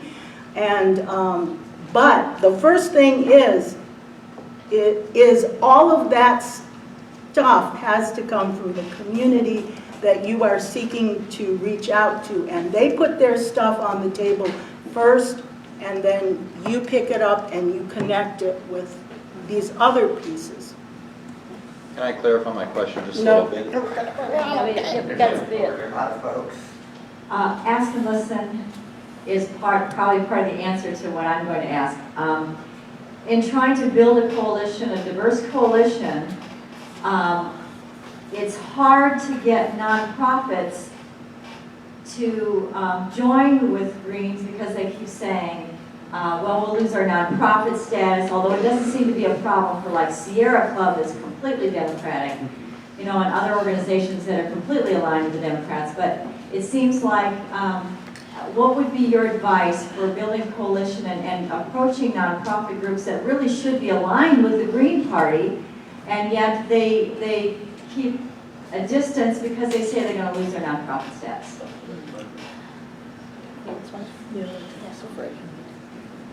I think we need to end our reliance on nonprofits. Yep. I mean, you know, the reason we do it is obvious. You know, it never hurts to have more money, but I think we can't assume that that's what we have to have in order to realize what we want to see. The nonprofit industrial complex is tied with the Democratic Party. So that's what they mean. They're tied to the Democratic Party and Democratic funders. So they almost certainly will not want to have any connection with the Green Party, because if people hear what we have to say, they won't be Democrats anymore. So that is my take on it. It's a bigger issue, and it's a big problem, and I know we have good reasons to seek out these resources, but I think we've got to think in other ways, and I think that will help resolve the problem. And what are the other ways?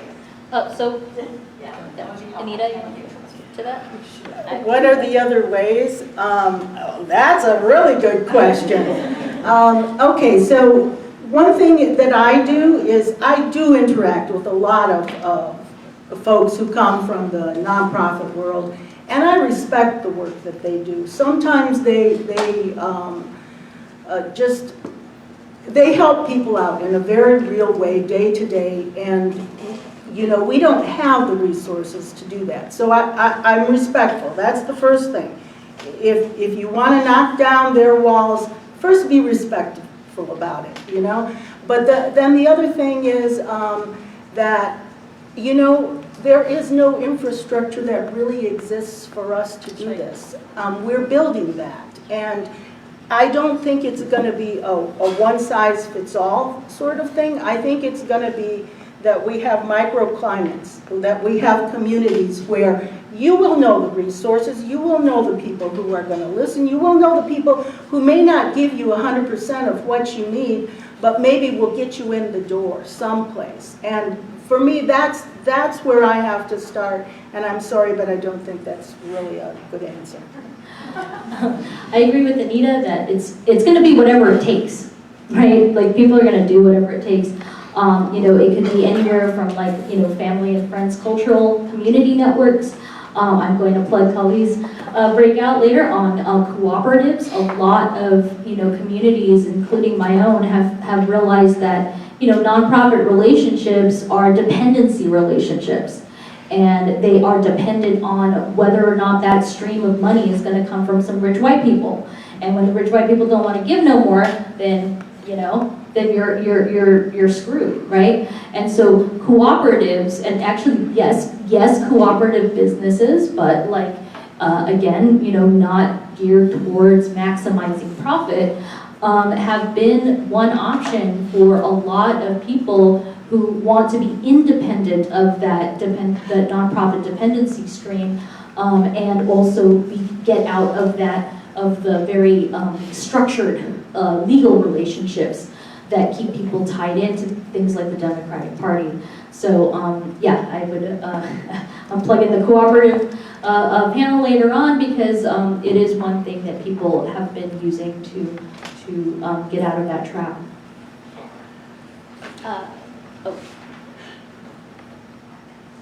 So my name is Dotsa Zeps, and I am now from Michigan, although I still live in Wisconsin. But I really appreciate the information, or the statement regarding working class and poor, and acknowledging poor, and that if the poor are not working in a business or cooperative, in a model that says worker delegates and then move up and then move up, you've entirely cut off a population that isn't working for money. It's not that they're not working, they're working very hard, but they're not getting paid and they're not in a structure. So my question really is about how, I'm a very strong time bank proponent, and I earn a lot of time dollars, but sometimes that doesn't pay my mortgage, and well, often it buys my food, but it doesn't pay my mortgage. And so there is that compensation piece to allow for people to have housing and food, and still get recognition and delegate status and everything when they're not in a structure that allows for them to be a delegate. Thanks. Yeah, the time banks and alternative currency are absolutely key. One of the sort of local tribe that we're working with is talking about like land stewardship, and like having land stewardship credits that can be, you know, like applied towards like apply towards housing and you know, certain things, like even if it's just like, you know, watering or something like that. A lot of that also is intersectional in that caring labor, which is mostly women's labor, is not valued, or, you know, doesn't have a valuation sort of system within capitalism. Yeah, I mean, this is again why indigenous sovereignty is actually really important, because we're finding that a lot of these, you know, sort of non-valuated things that aren't valued within a regular governance structure, that they can be, you know, the possibility for it actually can exist within a sovereign indigenous nation. So it's really kind of interesting to see how a lot of these things can be prefigured using sovereignty as a, I mean, not using, but like exercising sovereignty to model these things. Anybody else? Hello, I'm Peter Schwartzman. I live in Galesburg, Illinois, about 3 hours west of here. I want to thank everybody who put this together and also for everybody coming. This is a really great occasion. More of a question for Mel. I was really moved by this reminder that dividing humans from nature is a critical point that perpetuates capitalism in the sense that we can just these other organisms we share this planet with are superfluous and we just can do whatever we want. To go the other direction, in fact, the whole concept of biomimicry is recognizing that all these other life forms have been on this planet longer than humans, and they have probably solved most of the problems that we face. And so if we look to that and understand that, now that doesn't discount indigenous knowledge. So I just maybe a thought about, I wanted to make sure biomimicry was mentioned, and people still don't know much about it, and also how that ties in to not discounting indigenous traditional knowledge as well. Okay, when we say biomimicry, what are we mimicking? Is it a natural system that took care of itself? Or are we looking at the 200-year artifact of an ecosystem in which humans were the keystone species? That's part of the sort of switch that we gotta make.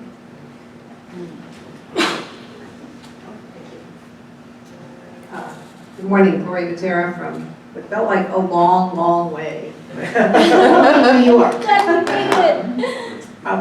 I just first have to comment, like it's just really emotional to see these three sister comrades up there talking about that. I hope someone's taking a photograph in addition to the live stream.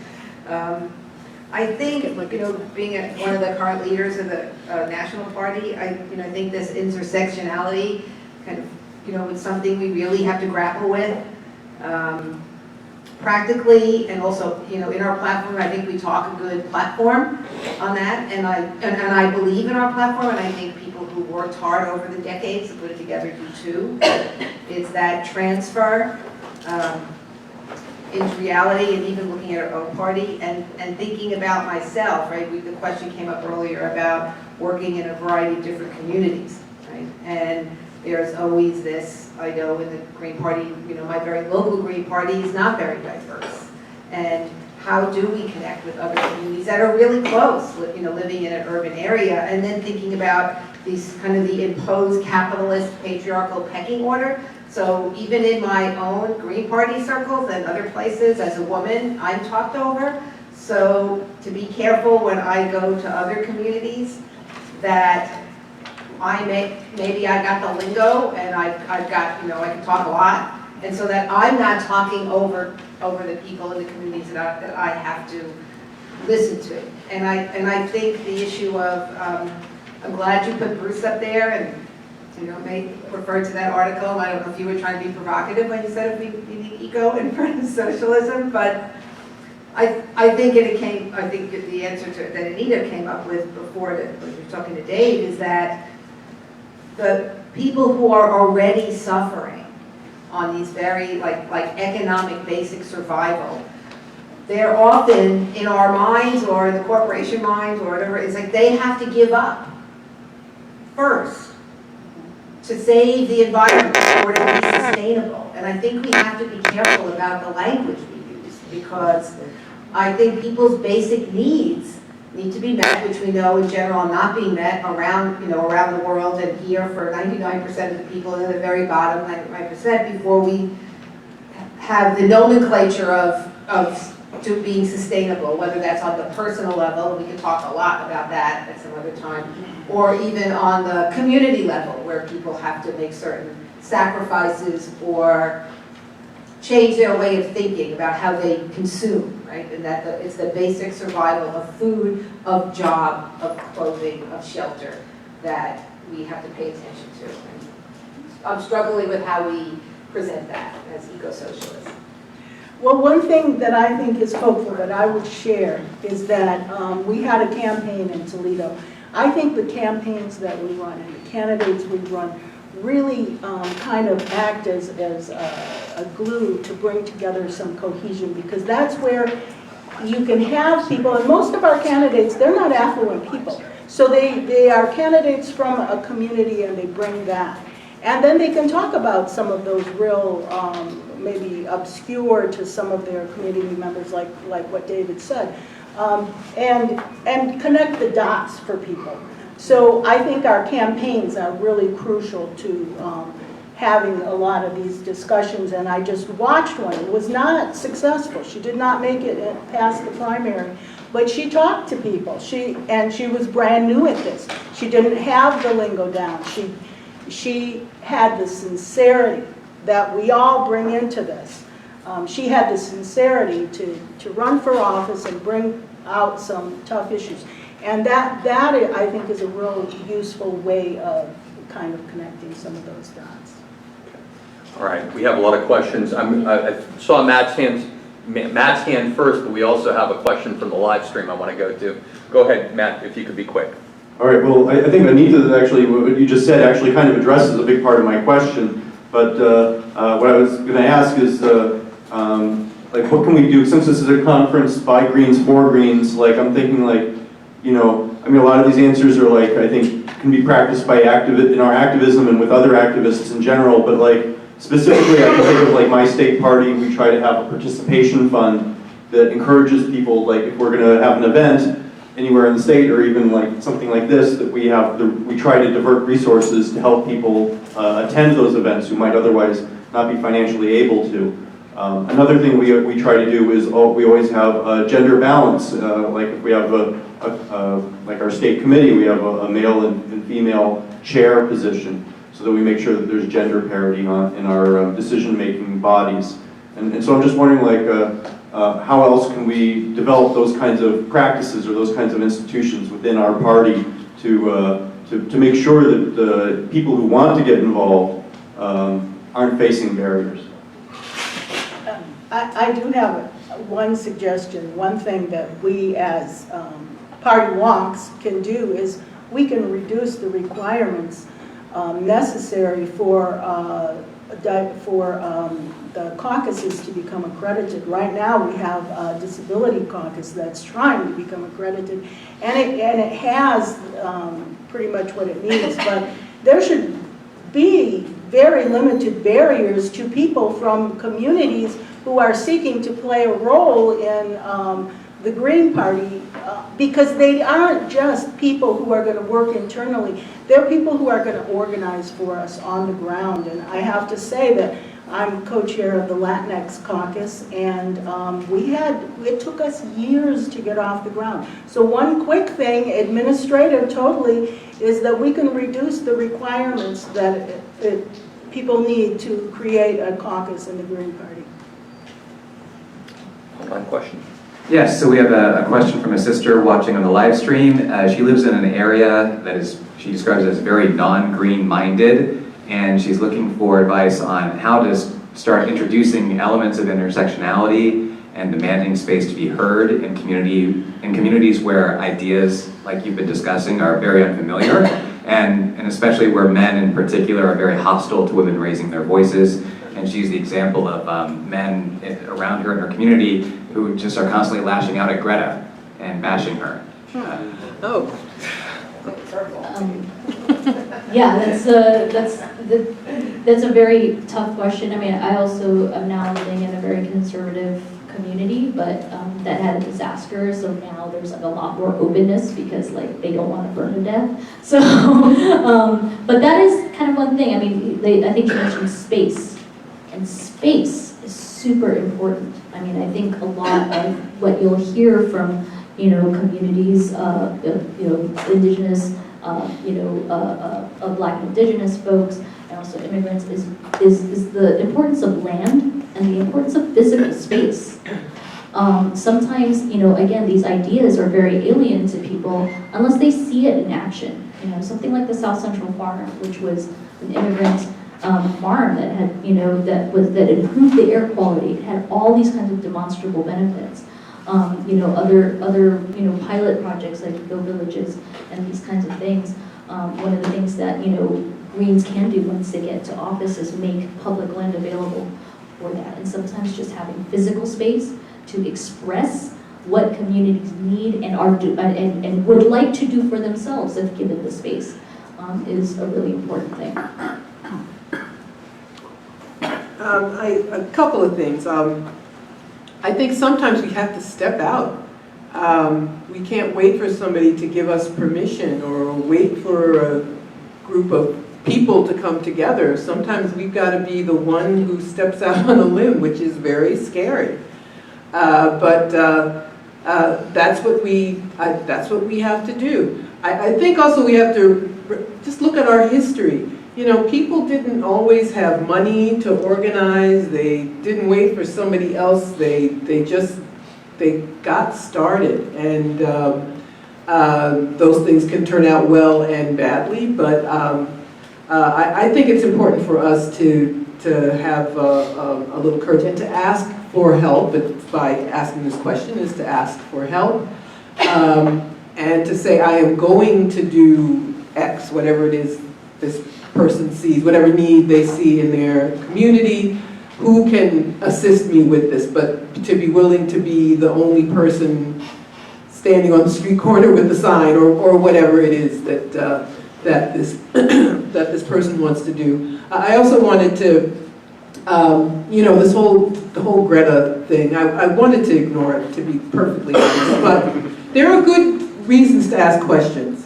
About her presence, about who gave her prominence, about where the hell she came from. And I think you can ask those questions without being accused of being a climate denier or, you know, a patriarchal pig or whatever. So I don't know what the people she's referring to, why they are bashing her, but I think we have to be very careful about this very important word being co-opted by people who are not our friends. I think they see the power, they see the need, they see that people are desperate, and so they use individuals and excuse me, and use forces to divert people away. They don't want people to talk about socialism. So what better way to do that than to have this kid appear, nice kid I'm sure, and who's talking about socialism when it's, you know, just a nice kid? So I think we have to be mindful of those things. Real quick, probably last question. Well, the one last thing that I would add in response to just a practical thing is when you are getting involved in activism, start with the issues that you really care about. Go in and, you know, what is it that you're passionate about? Anti-nuke work, poverty work, start with that, and that provides you with kind of an arena in which to communicate with and engage other people, and that helps to break down some barriers. That's all. I don't want to disparage the importance of all the questions about what we can do to make the Green Party more inviting to communities that we want to engage with. But there's a question that I think is more important that we should ask ourselves, which is what can we do to support the struggles and organic engagement with from the leadership of the communities that we want to engage with. One quick example, which is in New York, every year there's a dinner in support of political prisoners organized by the Black political prisoner movement, and we always organize a contingent of Greens to go and just be there and support. It is noted, it's appreciated. And I think that kind of thing can be as important as anything we do internally for ourselves in terms of making the connections we need to make. I would say yes, that's true. However, you know, one of the issues that we face as Greens is that we have failed to connect our activism to growth of the party. And the thing is, we have to connect those dots of being activists in our community and growing the Green Party. Because if we believe that this is a vehicle for real and meaningful social change, then we have to make it that. And part of making it that is that we simply need more warm bodies in the room, and we need more points of view making decisions and planning strategies. So you know, that, yes, that's one piece, but we have to do that second piece, or basically we're just activists among a group of other activists. And one thing that I make abundantly clear to people wherever I go is that I am agreeing doing this. Sounds like a good note to conclude. I think we are at the end of our time, but thank you all.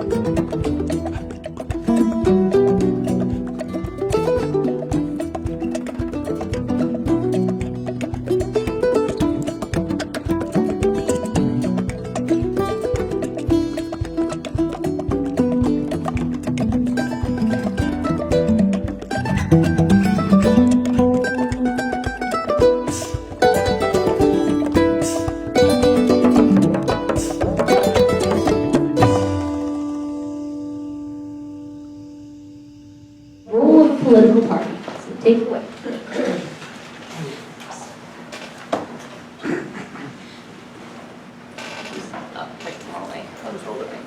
Sorry.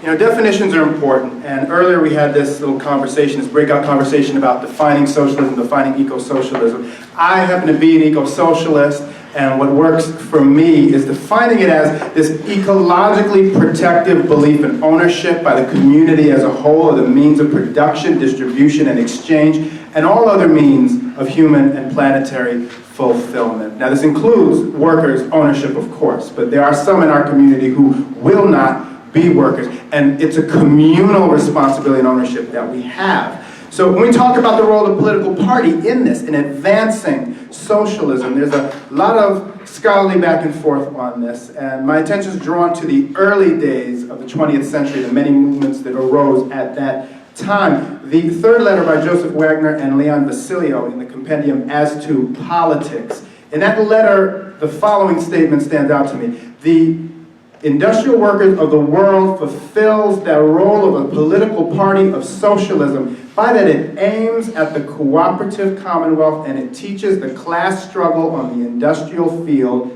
where every victory is a step towards social revolution. Very inspiring statement. Now when you break this down to modern day scholarly analysis of a comparison of social movements as opposed to parties, you have the treatise called Ambivalent Allies from William K. Carroll and R.S. Ratner, and it basically states that social movements are this laboratory for trying new ways of life, for encouraging change, for creating organizational bases, developing resources. Parties, however, the role of political party is to evolve a coherent set of policies that does not represent a mere aggregate of diverse social movement agendas.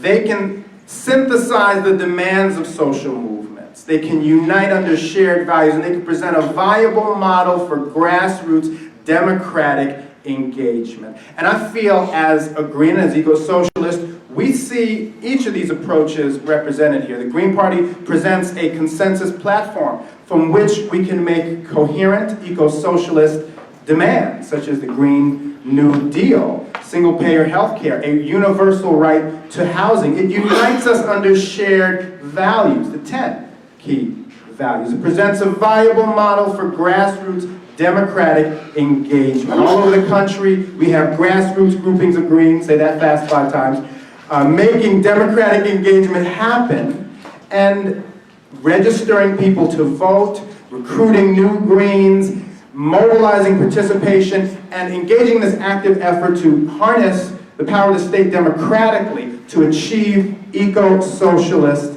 ends. But also the Green Party teaches the class struggle, the economic disparity in this country created by capitalism for profit. And it measures victory in our steps towards social revolution. The goal in sight being worker and community control of production, distribution, and exchange.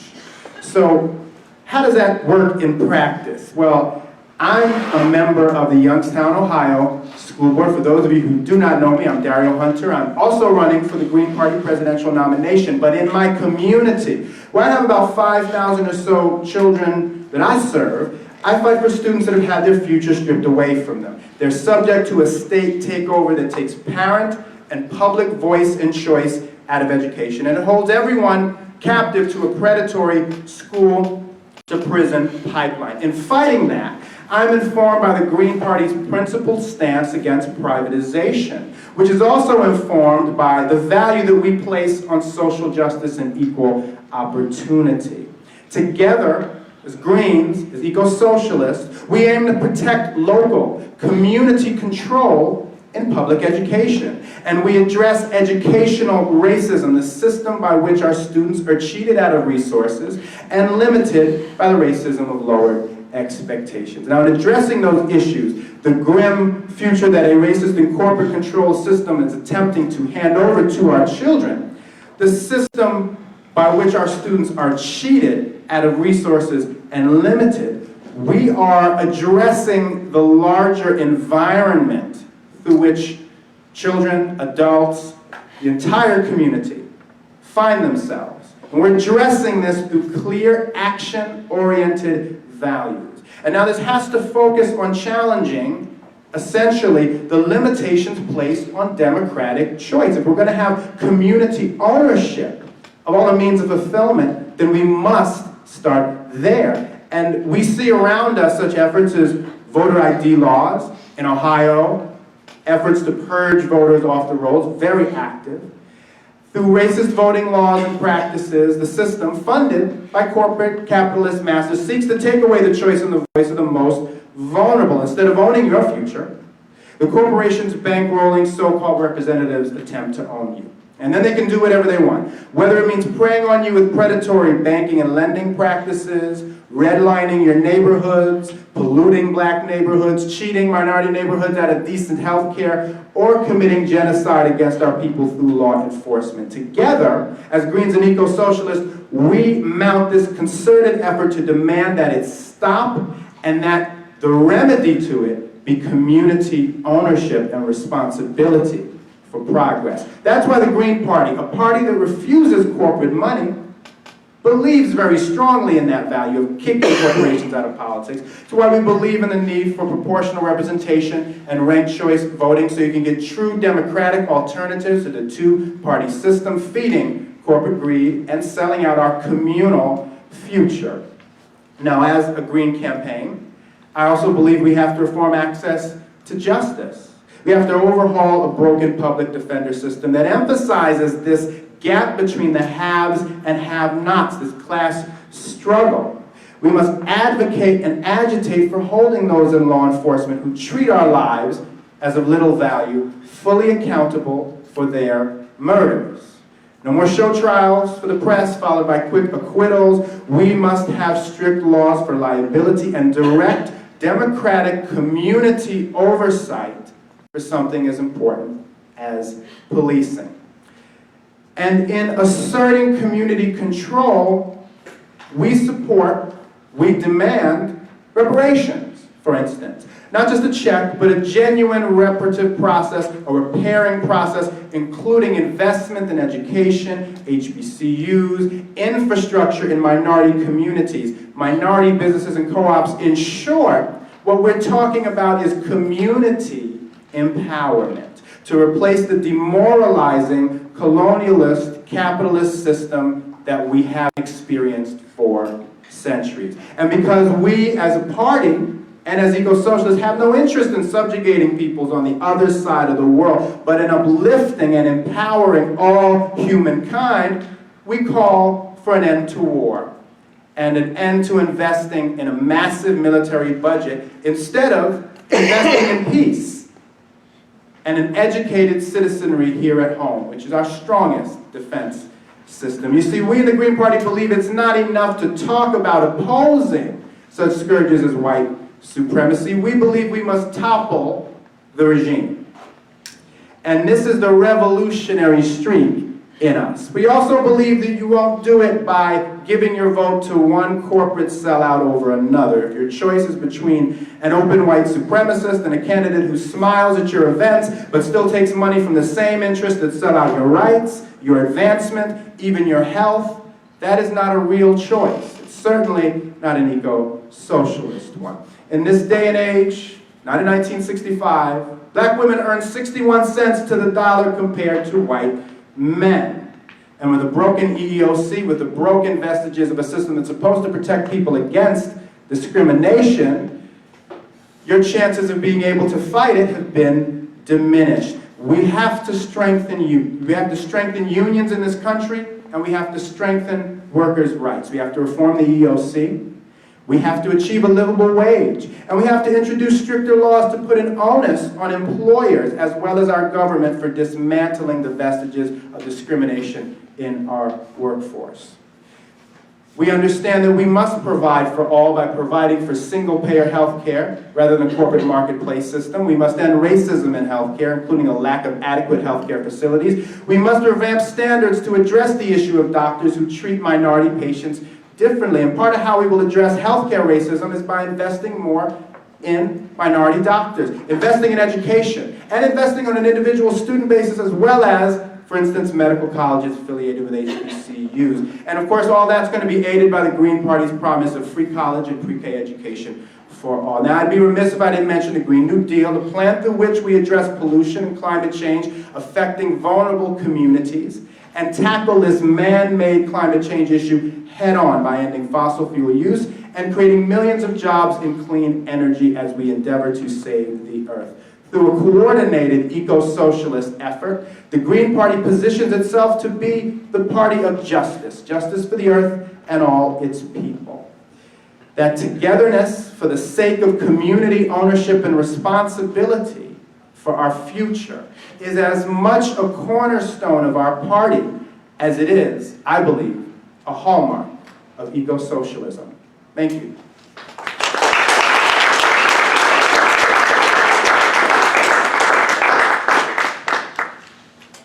All right, I don't know if you want to switch for the audience, the cameras or whatnot. Doesn't make a difference? Okay. Good morning, everybody. My name is Kali Akuno, based in Jackson, Mississippi, representing myself and my own views and my own opinions this morning, just to be clear.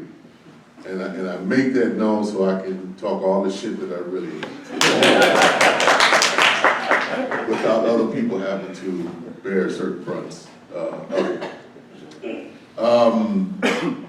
Now, that said, I had a certain set of kind of prepared points, but I jettisoned that during the earlier session because I'm much more apt to talk to actually who is here than just kind of just throw some things out there. And that is based upon trying to, from where I sit these days, trying to build actual power and capacity with the capacity of folks who I'm actually working with. And not make projections on things based upon forces that we don't really have. And I say that coming from about a 10-year hard experience of a failed experiment. And I don't say that lightly, and I don't say that in a negative way, but I think it's my position that what we've tried so far and what we set in motion some 15 years ago in Jackson, Mississippi, has failed. And I don't say that to like poo-poo it or to cry about it, but so folks can find some things that are instructive about what it is that we've done and what it is that we have not yet done and why that is, and what is the ground and what is the basis for moving forward to actually attain a certain set of victories. So I'm not saying that in a negative sense, just saying in the sense of something we all need to learn from. And part of that experience that I'm bringing to bear to talk about here is that it's a great plan, I think in many respects, but it over-projected in terms of having a concrete force to actually be able to implement it. And that was because, and this is what I want to bring to this group, that was because we assumed certain levels of unity. We assumed certain levels of agreement. We did not know concretely that we had the unity necessary, both in terms of thought that could really guide and dictate our action. We didn't know that. Time tested us, and we found ourselves to be lacking in a concrete understanding as to, you know, when one comrade used the term and I used the term, even though we had some shared history, we were actually describing two different things, right? And led to profoundly different choices on the basis of what we thought was a shared or common understanding. Now, I bring that up because in everything I've heard and in the presentation that Rich did earlier, there were a certain set of assumptions, I think, that are made that we just need to call out. So the program and stuff that has been crafted and recreated is good, but it's got a lot of assumptions in it, Joe, that need to be tested in reality if the Green Party is actually going to be a party of eco-socialism. Let's not lie to ourselves. Let's not kid ourselves. I think the time to do that is long past. if we're serious about winning. And I don't know about y'all, I don't like losing, I like winning. Probably more so than that suck up in 45. I like to win. And contingent, us winning, I want to be blunt. Us losing, the set of forces that we represent, us losing means the extinction of humanity. Let's not kid ourselves on that. I'm not overstating the case, I really don't. Us losing means the extinction of humanity. Us winning means we might have a chance. We might have a chance, given how late it is at this particular point. So it's incumbent upon us to get this shit right. And we got a very little time to do it. So the thing I really wanted to raise is we need to really challenge some of our assumptions and dig deep in the course of the little time that we have to make sure we're on the same page, both in terms of what we think we mean by, what the program entails, and then what are we prepared to do with the limited capacity we have to actually put it in motion and then rally other forces to it.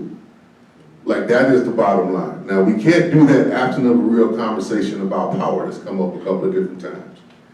And the reality of the situation is ain't nobody in this room got no power. Right? So let's not kid ourselves about that. And very few of us have access in this room to anybody who does have any power. That means that the power that we have and that we muster, we're going to have to aggregate with each other, which means developing a tighter level of discipline, coordination, and planning. There is no other way around that.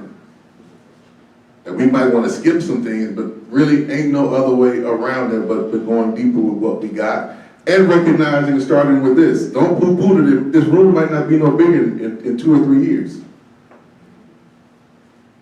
Deal with that reality. It may not be no bigger than what it is in 2 or 3 years. That's cool. If this group could actually get itself together to actually put something in motion. Because power, particularly in this system, as we know, it's always in numbers. Right? If it was strictly a question of numbers, the working class would have beat them bastards a long time ago. Right? So it ain't just about, it ain't a numbers game. Right? It's actually how do we use and concentrate what we have to be most impactful and most to come out the strongest. So those are things I really will come at. Now the one piece I do want to go back to, we still live in a bourgeois order. And fascists are part of the bourgeois order. Let's not forget that. Right? Fascists are part of the bourgeois order. They are a corrective of a particular order of capitalism when it gets to a point of crisis. Right? People want to make them be an aberration to what's, no, they've always been a part of what's going on.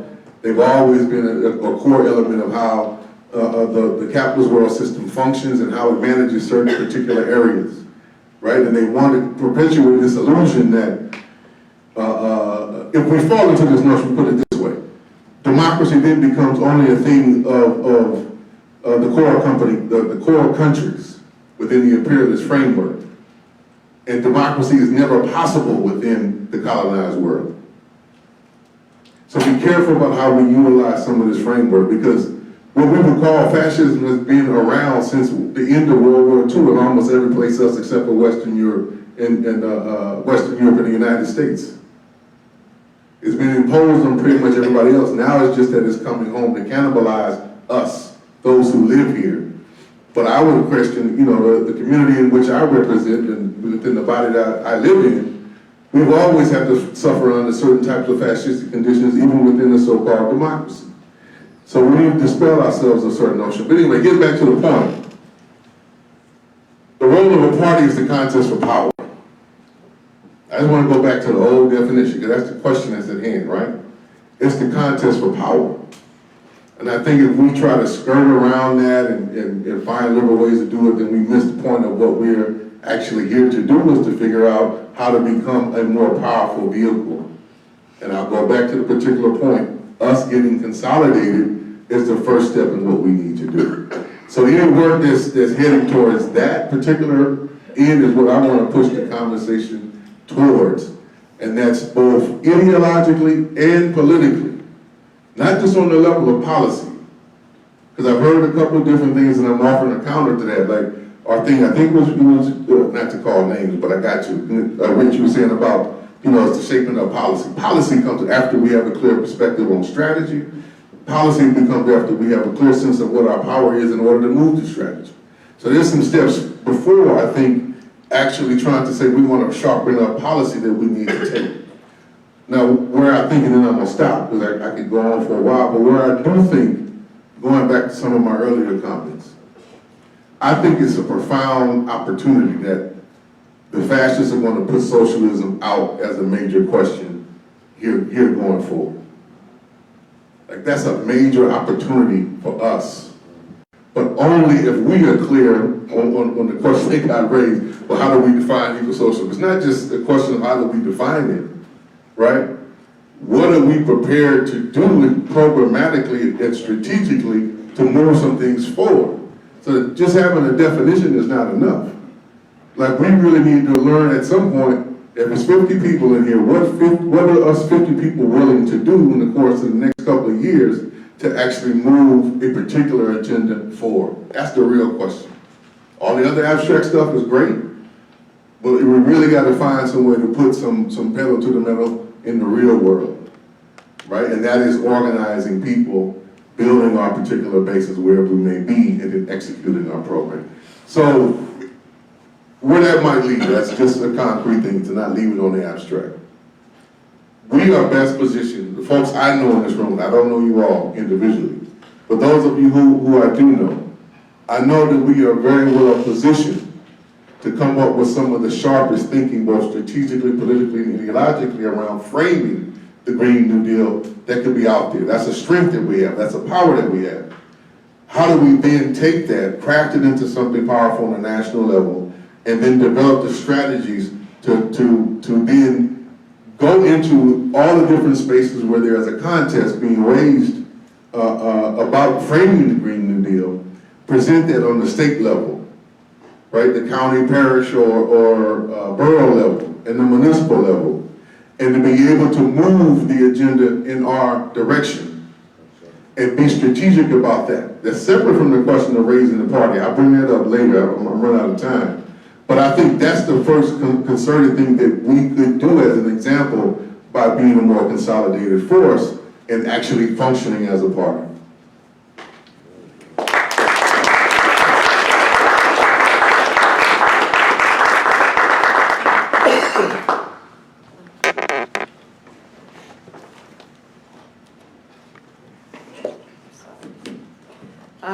Hello? Hello. Hi. Hi, I have to stand.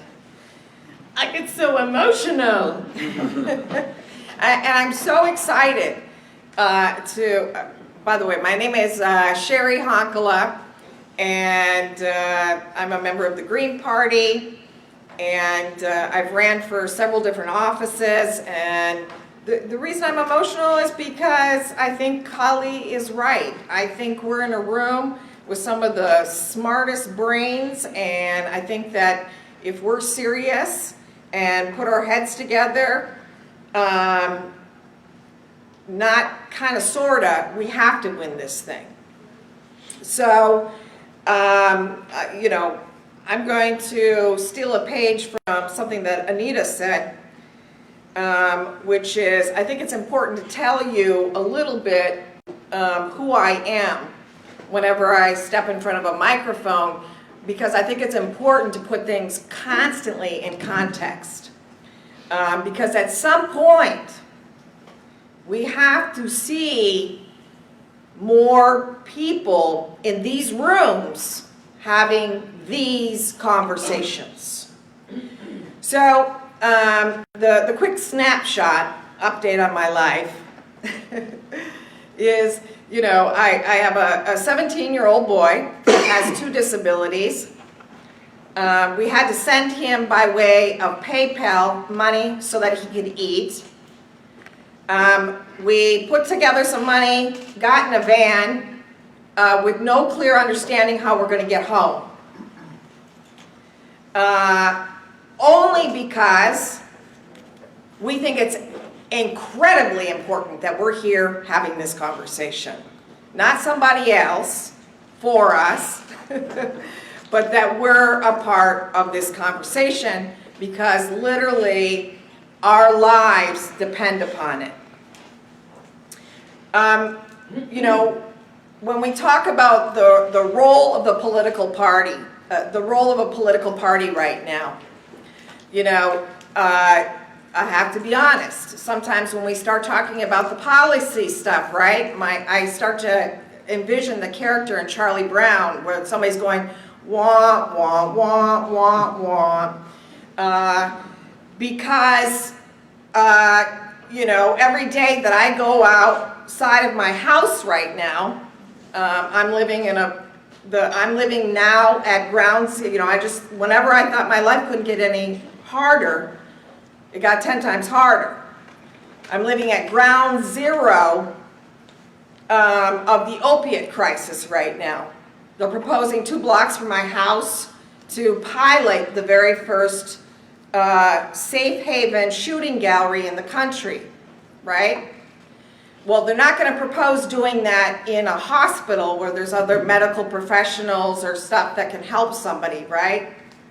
But it's going to probably be the epicenter for data gathering, facial surveillance, and every day that I get up in the morning, I have to explain to a 17-year-old kid why the person in front of my house doesn't have pants on and is laying there in the street. Or when I go to park at night, I have to make sure I go slowly because I don't know if human beings are laying on my sidewalk or in the street in order to park. Now, never mind the fact that, you know, we had like the largest drug bust in the entire country, and that there's billions of dollars that are coming into my neighborhood that I know that nobody that's ever been impacted by the drug crisis, the opiate crisis, will ever see any of that money. But I also know our prisons are already full of African Americans who, when the crack cocaine crisis hit, nobody gave a damn about. We just locked everybody up. And in Pennsylvania, there, you know, and 5 other states, right? Not one federal conviction around the cocaine crisis. I say all that to say that, you know, what is poor people today? Poor people is like a very broad definition. You have a job today, tomorrow you're living on your couch, the next day you're sleeping in your car or you're living on the street. So when I say poor, I say it in the broadest context. And I think that before we can talk about a political party and the formation, the further development of the Green Party, and what that means and how we're going to do that, we have to have, again, what Kali talked about, a common estimate of the situation. Because we don't. Because I think some people in the room here think that what we have at the door is a teddy bear. But damn it, when I open that door, I see a grizzly bear, and it's coming close, and it's right now.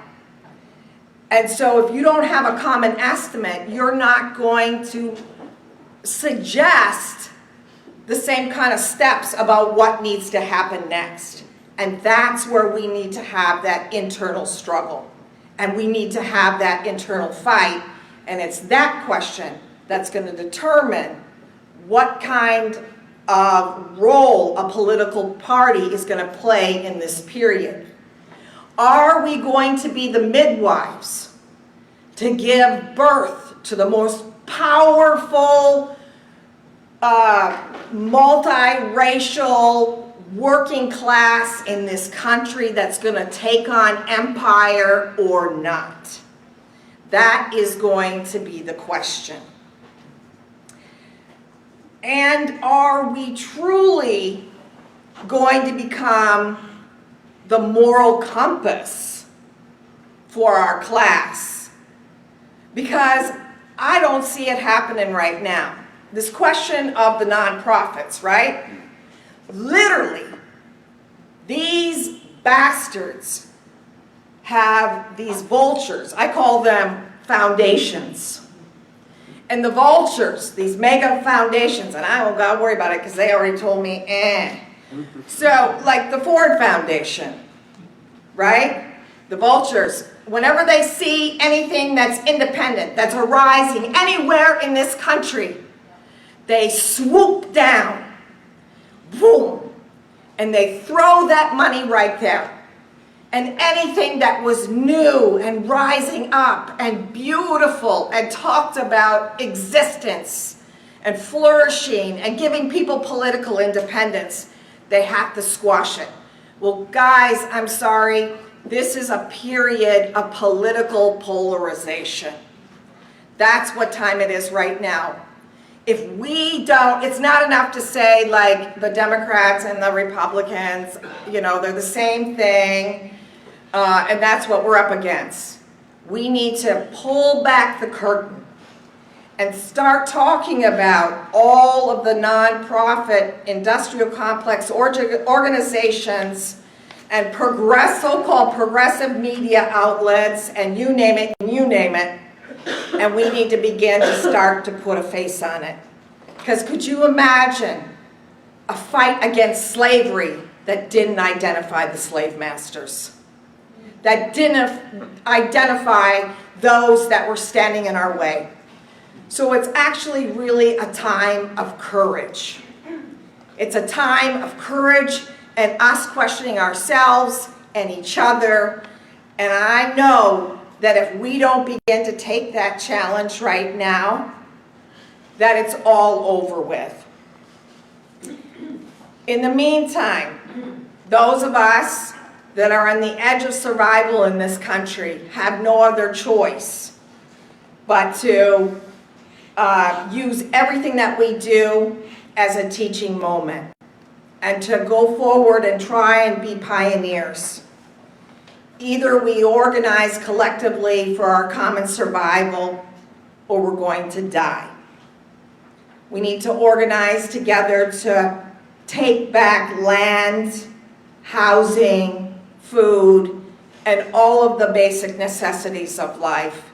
We can't just wait for people to develop a process, a system. We've got to feed, clothe, and house our troops while we're building this army. Thank you.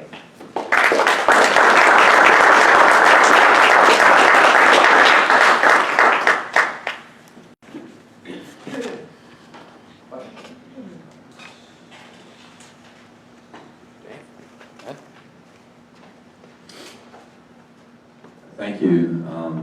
Some really thought-provoking stuff, and I want to also be provocative because I feel there's a spirit of revolutionary self-criticism in the air. Everyone's saying we want to win, right? I want to win too, but we rarely ever win, right? And everyone knows that. That's why, you know, as some of my comrades say, people don't take us seriously. And I think, you know, if we're talking about the role of a political party, a lot of political scientists in US politics say, well, it's a two-party system. Duverger's law says that there can only be two parties, and the role of any third party is to hurt the party that's closest to it. So people say that our role, the role of the Green Party is to be a spoiler and to elect Republicans, right? I don't think any of this is new to anyone in this room. And when I was talking with an Australian Green who came to the US, he said, it's so strange that all these environmental groups and social justice groups and all these activists in Australia, they all support the Green Party. Here, none of them do. In fact, a lot of them hate you and attack you. And in Australia, they have ranked choice voting and proportional representation. So I feel like if we want to win, and if we want to show people that we're serious about winning, then we have to link that into a larger strategy that shows how we're actually going to take political power and not just be pushing a boulder up the hill every 2 years only to fall back down and you know, be crushed on that boulder. Because as you know, people sacrifice to be green. You know, you sacrifice your career opportunities. You have all these ways that people can be co-opted. And we see, for example, things like the Working Families Party, where the Democrats are paying the working class to co-opt the working class. Even in Wisconsin, we had the Working Families Party come in now, they're expanding. And we had a great organizer show up and was doing great things, and the Working Families Party hired him. They have money to pay, we don't. So I want to again raise the question of, you know, how can we really get serious about reforming the political system, show people that we have a strategy to do so, and now we are actually, we have a plan to win, and we're not just going to do the same old thing of, well, we have the best platform, so everyone should come and vote for us. I mean, that hasn't worked before. So I want to hear your thoughts on that. Thank you.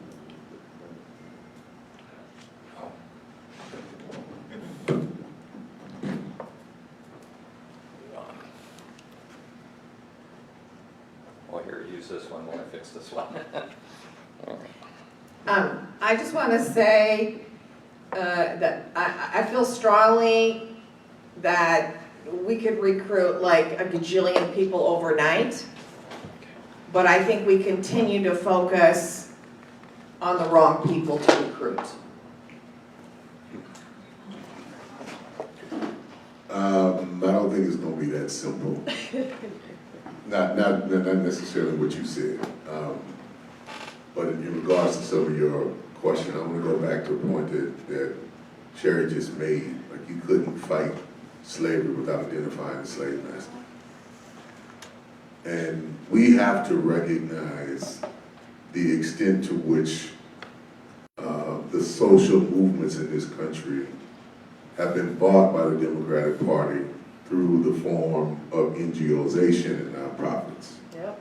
Like, that's a deliberate, very intentional, long-term development that they've been focused on. And it's something, I think, in regards to at least the Democrats, as they have themselves acquiesced to the neoliberal strategy of capitalist accumulation, gone more into. And I think it's a much harder thing for us to deal with.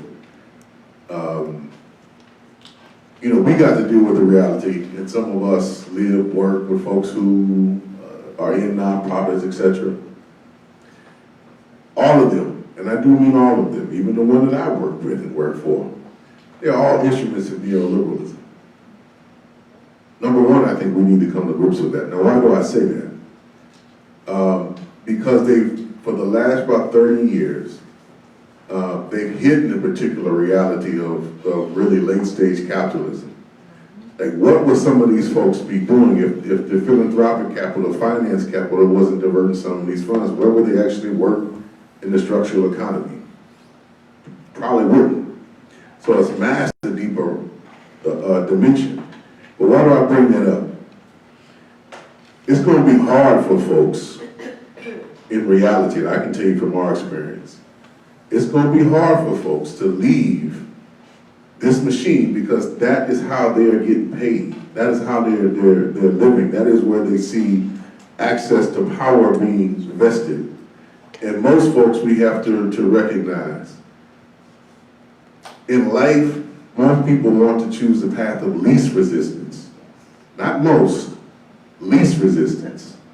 We are asking people to swim against the current. Let's be clear about that. That is what we are asking people to do. And there's not going to be a whole bunch of people in this society who automatically going to sign up for that, except for some of the folks who's like, well, I ain't got nothing to lose anyway. But then most of the folks who ain't got nothing to lose anyway, a lot of folks don't want to be around them people. Let's also deal with that reality. Hello. Right? Because there are certain types of class and other kind of biases that even we have amongst ourselves, you know, to be real and to be frank. But I think there's a deeper piece than just trying to appeal. That's what I was saying. We need to be clear amongst ourselves, at least for a period, if we can agree to that we might not get no bigger than this, and that's okay.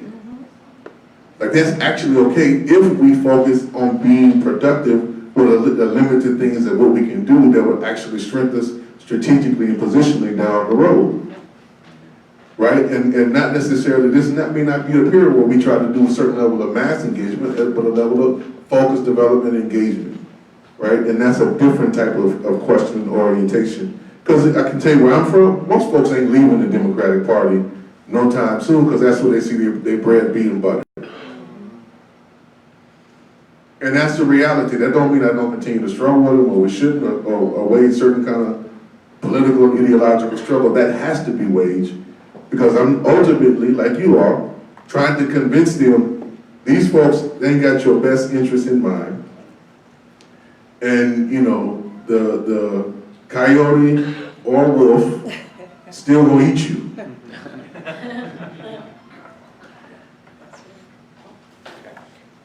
Question here, then. I think you have just a comment here. Oh, I'm sorry, go ahead, yeah. So to this issue of winning, I think we have to unpack what it means to win. What do you mean by saying win? I think there's some who measure it by winning electoral office. There's that, but there's also achieving the goals that you set out to achieve. So I want to unpack that a little bit more by addressing this issue of elected office. I happen to be an elected office holder. I'm a member of the Youngstown Board of Education, and that's the case because I won a write-in race, which for my area is pretty extraordinary.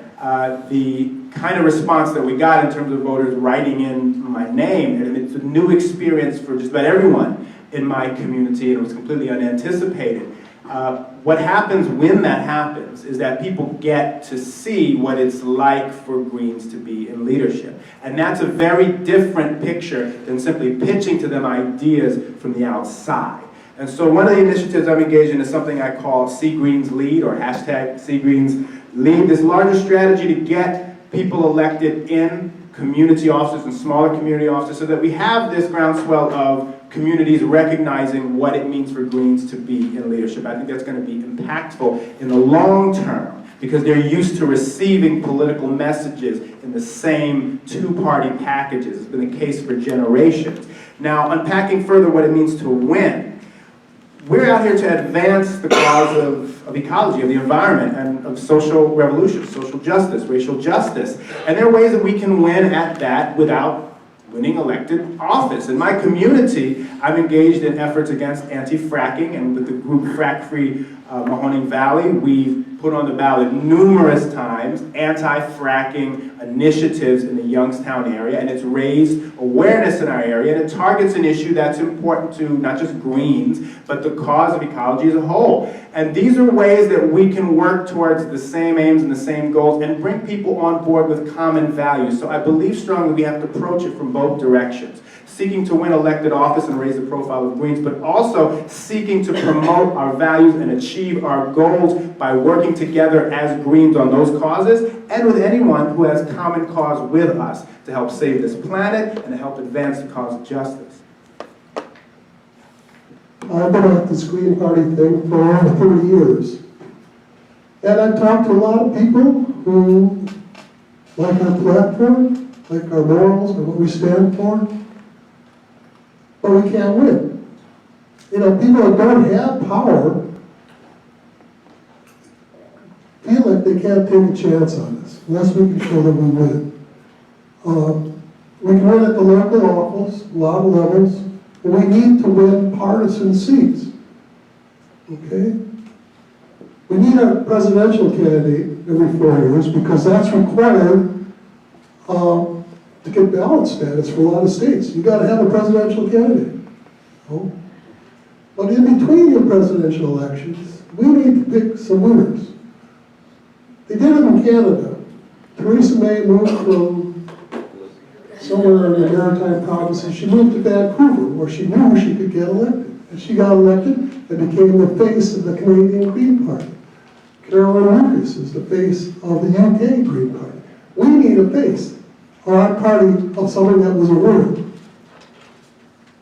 So why can't, and I brought this up on a national committee every now and then for the last 12 years or more, why can't during the off-season elections, the U.S. Green Party get together, find a candidate in a district, a partisan district, and we don't have a lot of resources, but why couldn't we focus resources on at least one candidate in one district and get that face, that Caroline Lucas or whoever, you know, as the face of the Green Party? I think that's really important because people are not going to take us seriously until they see we can actually win partisan office. And we've had maybe, I'm not sure of the count, but I think maybe 5 people who have actually held partisan office as Greens, but 3 or 4 of those are actually Democrats that switched over to Green parties that did get reelected.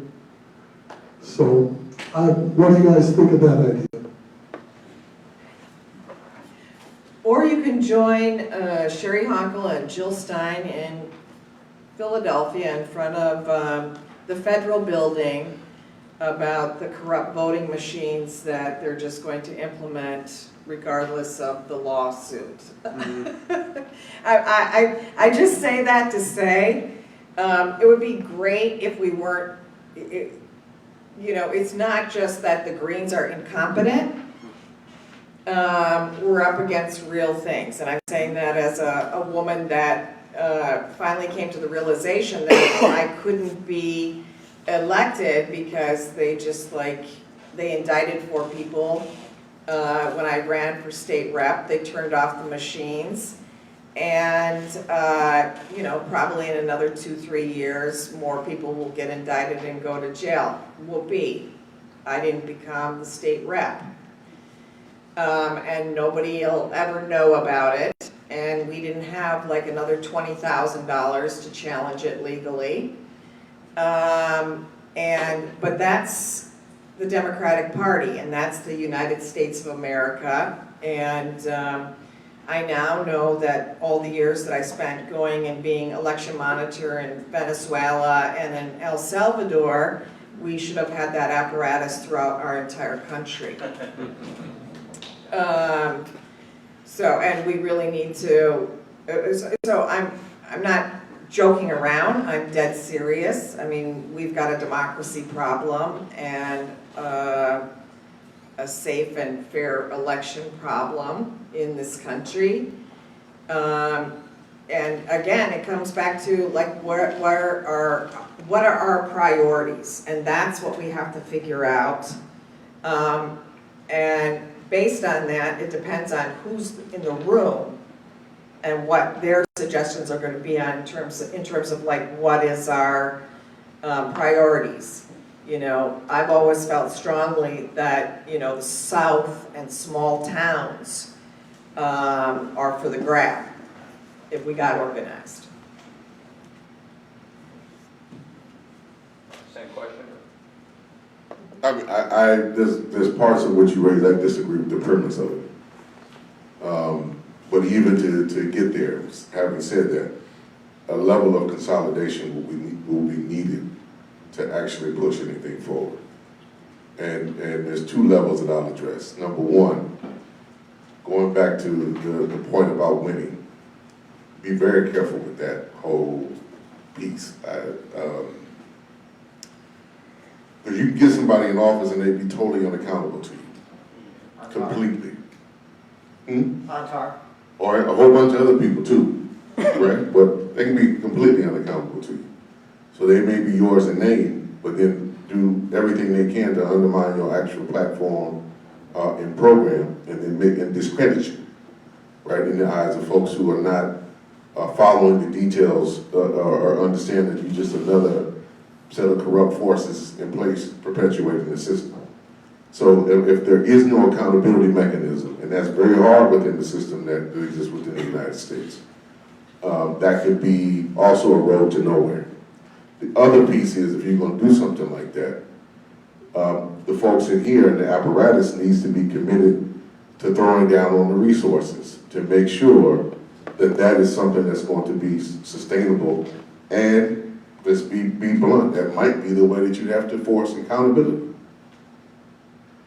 So, you know, there's some serious political and ideological questions you're going to have to really dig into, I think, before you get into a serious point of even engaging that. If I may. I I find it irresistible to dig into the issue of Canada because as someone who's practiced as a barrister and solicitor, as an attorney in Canada, I do know something about the political system there, and their political system is very different from ours. A parliamentary system, they have a different political tradition, and they had their own hurdles to get to the point where they've gotten to. I was very lucky to have been hosted recently by the Green Party of Quebec and to be able to share in the celebration they're having over their successes. But it's been a long time coming. And so, of course, we want to run candidates in as many races as possible. We want to invest in training and mentoring and developing candidates who are going to carry forward our values. We need to do that, and that is taking place. But we also have to recognize that we deeply need democratic reform. You know, ranked choice is coming. It's happening in parts of this country. And we need to help be a part of the movement to make that happen all across this country and to reform our democratic system so that people can have more choices, including the Green Party. And at the same time, I want to echo Sherry's call to engage in concerted efforts on the causes that matter. While we're seeking to get candidates elected, while we're seeking to reform the democratic system, we're also going to rise up with all of those who share our values to support the people, the communities at large that are being affected by the oppressive system we live under. I just wanted to say two things you said, Callie, impressed me a lot, and one of them I did, agree with, and one of them I disagree with. And the one I disagree with is you said only the Western Europe and America have democracy. I would disagree with that. As we talk about what we're doing right now, you know we don't have democracy. Even if we got someone elected, they wouldn't know what we said. We actually agree on that. You misunderstood what I said. We completely agree on that. Okay, well, but Libya, I didn't understand Libya's system until the U.S. and NATO destroyed it. But that was real democracy. I mean, they didn't do representatives. They did everybody get together and talk about the things and vote on the things and decide for themselves. And I think the only problem that they had is the same problem we have. We are the smallest minority in the country sitting right in this room. We are the people that can sit through meetings. And that's the same thing in every country. You know, Libya tried to do this nationwide democracy, and only the people that could sit through meetings actually participated. And that is a real problem we have. And the other problem we have, Mark said, what you said about we don't even agree, our comrades don't agree. Yeah, Mark said that the ideas of society are ever the ideas of the ruling class, and the only places there's ever been such successful revolution since capitalism has come along have been in countries that were mostly peasants. Because they still had this communal idea, the idea that everyone deserves to eat and everyone needs to pitch in and help with the harvest. And after 100 years of capitalism, I don't care where you're from or what continent you're from or what background you're from, you live in capitalism now and you have the capitalist mindset. I need a job. I need how are we going to do it? The way we think is set by and it's getting worse. My dad said in the 80s, this is getting to be a mean country. I walked by a homeless guy on my way when I was walking here, and he was a really nice guy. We had a little exchange and stuff, and I thought, wow, we didn't have the homeless before the 80s, but now I'm so used to it. I'm so used to it eating between homeless bodies, and we're getting worse and worse and worse, and we can't assume that most of America thinks like we do. We have to, everybody deserves a house, everybody deserves food, everybody deserves, clean water. We're a minority that think that because most of these people in this country aren't our comrades. Just quickly, we need to dispel this notion that revolutions weren't possible within the West, quote unquote. That there were some moments over the last 150 years in a couple of different scenarios, a couple of different places, where some things got close. They didn't finish the job, but they got close. And I think we need to interrogate why they didn't finish the job, or how come they couldn't finish the job. Because I think it speaks more to the nature of the overall international character of capital that I think sometimes we don't quite fully take advantage of, or in terms of our understanding of a number of different things. And I'm warning us about that, because it winds up being this notion that it's impossible to do here in you know, the advanced capitalist countries. And that winds up short-sighting your imagination if you get stuck in that framework.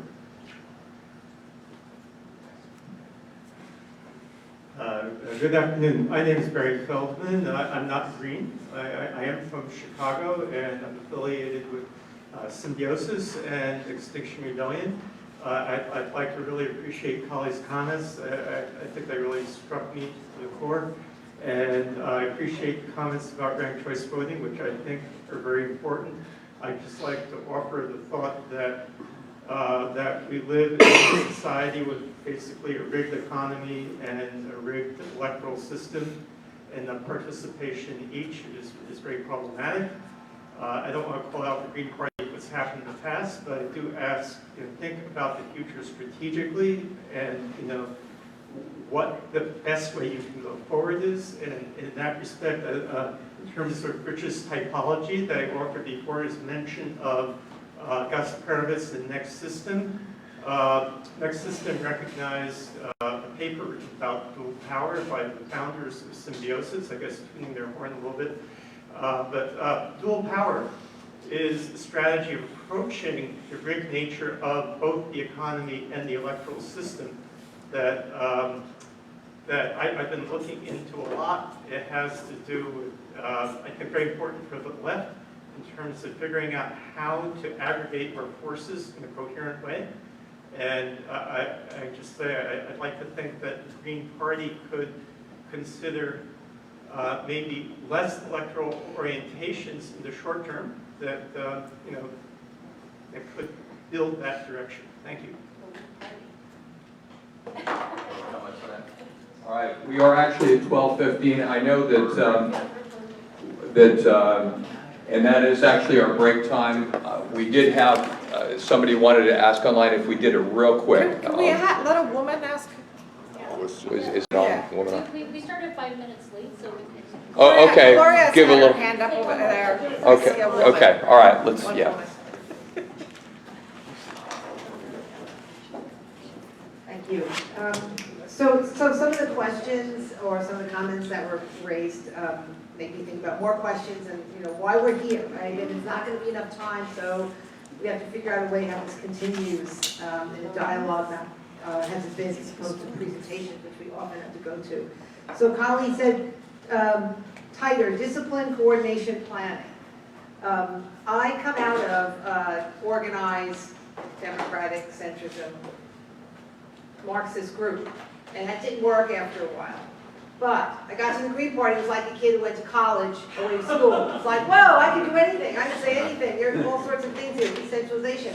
Now that has become, I think, when you talk about we have to have, you can assume that we all know what that means. That those are also, their definitions in the infrastructure of our party, the structure of our party, that I do think the same thing. We have to actually know and discuss and make sure they mean the same thing.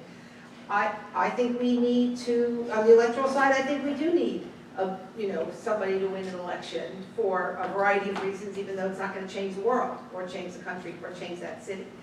But how would people feel if we said, as a leader of the Green Party, sorry, you want to run for office, go right ahead in your local area and get the people behind you and your family and your friends and your community organization.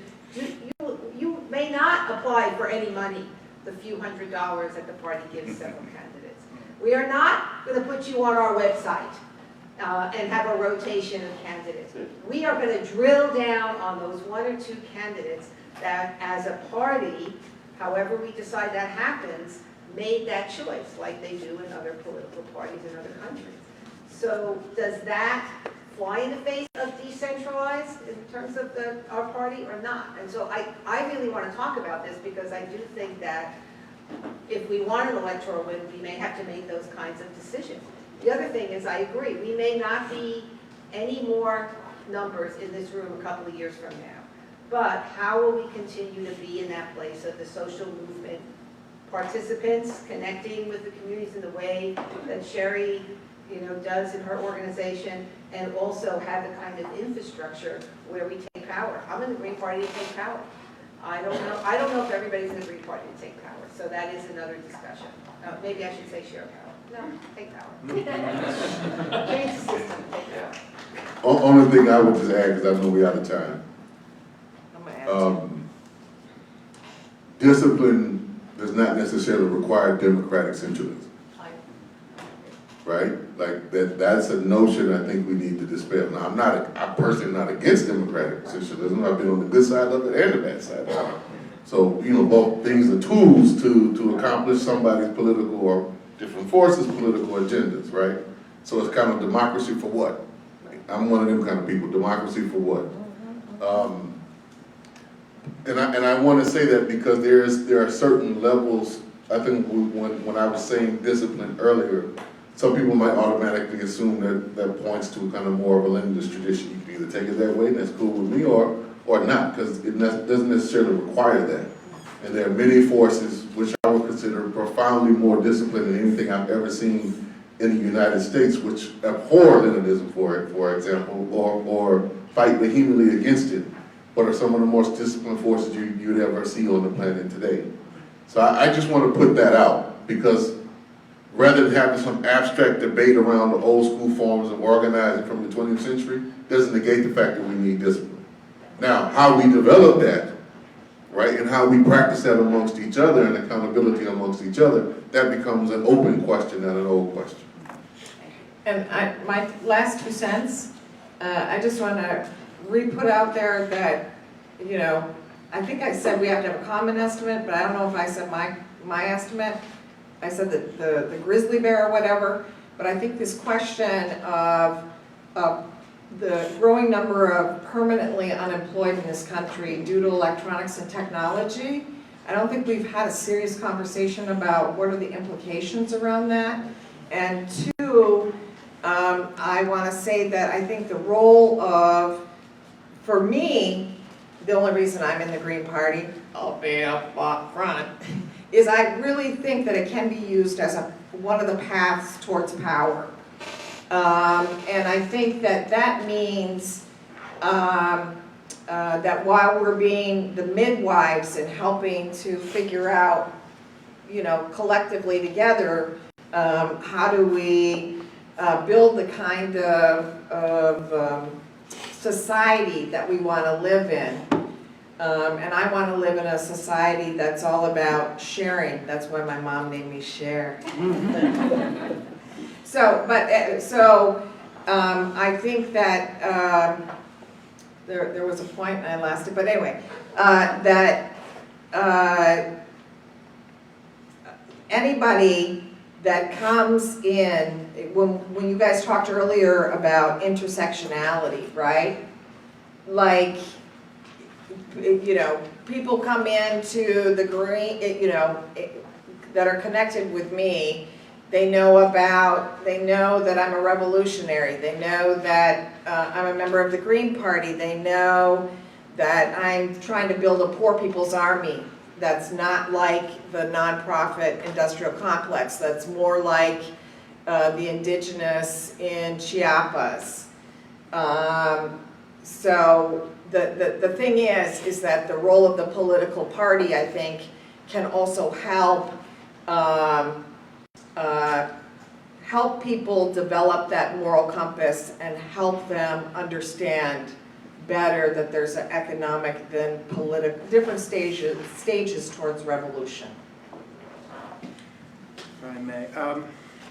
We do need discipline, coordination, planning, all of those things to achieve our aims, but at the same time, we have to recognize this issue of decentralization. Decentralization is not disorganization. It should be equated with that, and it shouldn't be allowed to be that. Now, a corporate-like system is not our culture, and every organization, every party has a culture, but there needs to be structure, just through an emphasis on consensus building. Now, I want to address this issue of green candidates, local green candidates. I do believe we need to support all green candidates. We need to have as many candidates as possible. This is a part of being a viable party. But to make sure we have that support for all of our candidates, we need to we need to turn our attentions to building up locals. And I say that because I'm the chair of the Mahoney County Green Party in Ohio, and I look around the table, and there isn't anyone else that looks like me. And so one of the things that I make a point of pointing out is the need for this focus on getting out there and reaching out to the marginalized communities that our values speak well to. And that's how we'll get some more candidates, legislative candidates, but also more people supporting and going up these candidacies, because they'll have people who look like, represent, talk about, share the experiences that they have, representing the values that they have. All right, we are past time. We're scheduled to get back here at 1:15, so we can try to keep going with the Facebook event. On the back of your agendas, there are some local eateries. I believe, I'm told there's a cafeteria.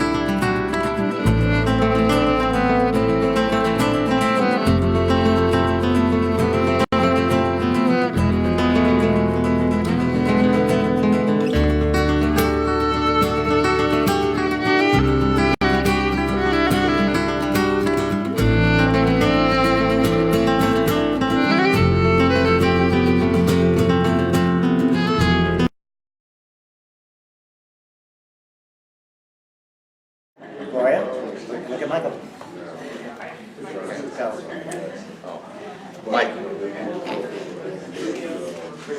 Good afternoon, everyone. We're going to start our afternoon panels off. I'm Gloria Matera, currently one of the co-chairs of the Green Party of the United States, also a co-chair of the Green Party of New York. I've been in the Green Party a long time as a candidate, an organizer, and come out of the Marxist tradition groups and found the Green Party because it seemed to be the right place to do that kind of work in the electoral arena. So what we really appreciate is the conversations that were happening. So, but in the spirit of the title of this panel, what is to be done? Can you let them know that we switched? Which is out of sequence according to your agenda. The versions of the Green New Deal will come after this. One of the speakers, Howie Hawkins, should be making his way here from the airport soon. So we're switched it up, and unfortunately Jerome Scott is not able to join us for transportation challenges too. So David and I are doing what is to be done, and in the tradition of what is to be done, we want to look at this and we want to do this session a little bit of a disciplined way, an organized way. And so we're going to talk about, we're going to talk about the goal. So what are the goal of the example I'm going to give, and what people are going to think about that? What are the strategies and what are the tactics to get to that goal? We want to try and keep things with a focus like that and have that in our later discussions. So I'm just going to give a brief example of something that we've done in the Green Party of New York. Their ranked choice voting has come up in a lot of discussions, something the party has been doing. When we got word that the City Council, New York City Council, was going to have an expert panel and a commission and then public testimony to explore ranked choice voting in the city charter with any possibilities, right, from very restrictive to all general elections, it didn't matter. We decided that that's one of our goals, that's one of our platform issues in the Green Party. So what we decided, we're going to mobilize in New York City around that, and the goal was to be able to bring ranked choice voting really visible to people, and also to lobby for what we felt ranked choice voting should be and should be in the city charter. Right? That was our goal. What we accomplished, what I'll talk about in a minute. And so the way our strategies to do that was, first, we were informing our members. We educated our members. We had experts in ranked choice voting both inside and outside the Green Party, doing online tutorials, giving us talking points, so we really understood. We then organized people to go to the 5 different hearings throughout New York City. We had a schedule, we gave people a schedule to speak, we connected people who are point people in each borough to do that. So we had a real coordinated effort to do this, and on top of that, we then went and presented that and kept emailing our list, all our members. This is what we're doing. We need you to participate in this. We need you to show up at the hearing. We need you to donate for us to be able to do that. And so, you know, our strategy, we also pushed to get some local media attention. And so that we want to say the Green Party is going to talk about ranked choice voting in general elections and why this is important, why we're doing that, and that's what we're lobbying for. And then just kind of as a caveat, we know that one of our goals is to have proportional representation in elections, and so we incorporated that into our testimony and into any educational materials and outreach materials that we were doing, because we felt that the ultimate goal is not ranked choice voting, but democratizing elections. And in terms of democratizing elections, much more has to be done. So in the end, the city council voted to just have ranked choice voting for special elections and primaries. In the end, they just gave more power to people registered in the Democratic Party, which is pretty much one-party town in New York City. So we also, as part of our tactics, is to continue to speak against that and continue to talk about why that's limiting, and in the end is actually less democracy. But the plan coming forward is now, because it's going to be on the ballot in November, that we will be encouraging people to vote for that to be changed in the city charter, but also always going back to our goal, why it's important to democratize elections. But this is a step that we feel would be important to do in terms of just kind of engaging the general public about more democratic elections. Thank you, Gloria. So my name is David Cobb. I am here as a Green Party organizer and activist and a straight-up revolutionary. This panel is what is to be done. Pop quiz, y'all. Who first posed the question, what is to be done? Lenin. And of course, John Lennon had an answer. Good. So people are paying attention. Lenin's answer, of course, build a vanguard political party. Cobb has a tweak. Cobb suggests what is to be done in this moment of polarization, where we are coming to late-stage capitalism morphing into fascism, where we have an ecological crisis that's not coming, it's here and getting worse, and we are seeing literally a political moment where the ecological, political, and economic crisis are all coming together. We are in the beginning stages of systems failure.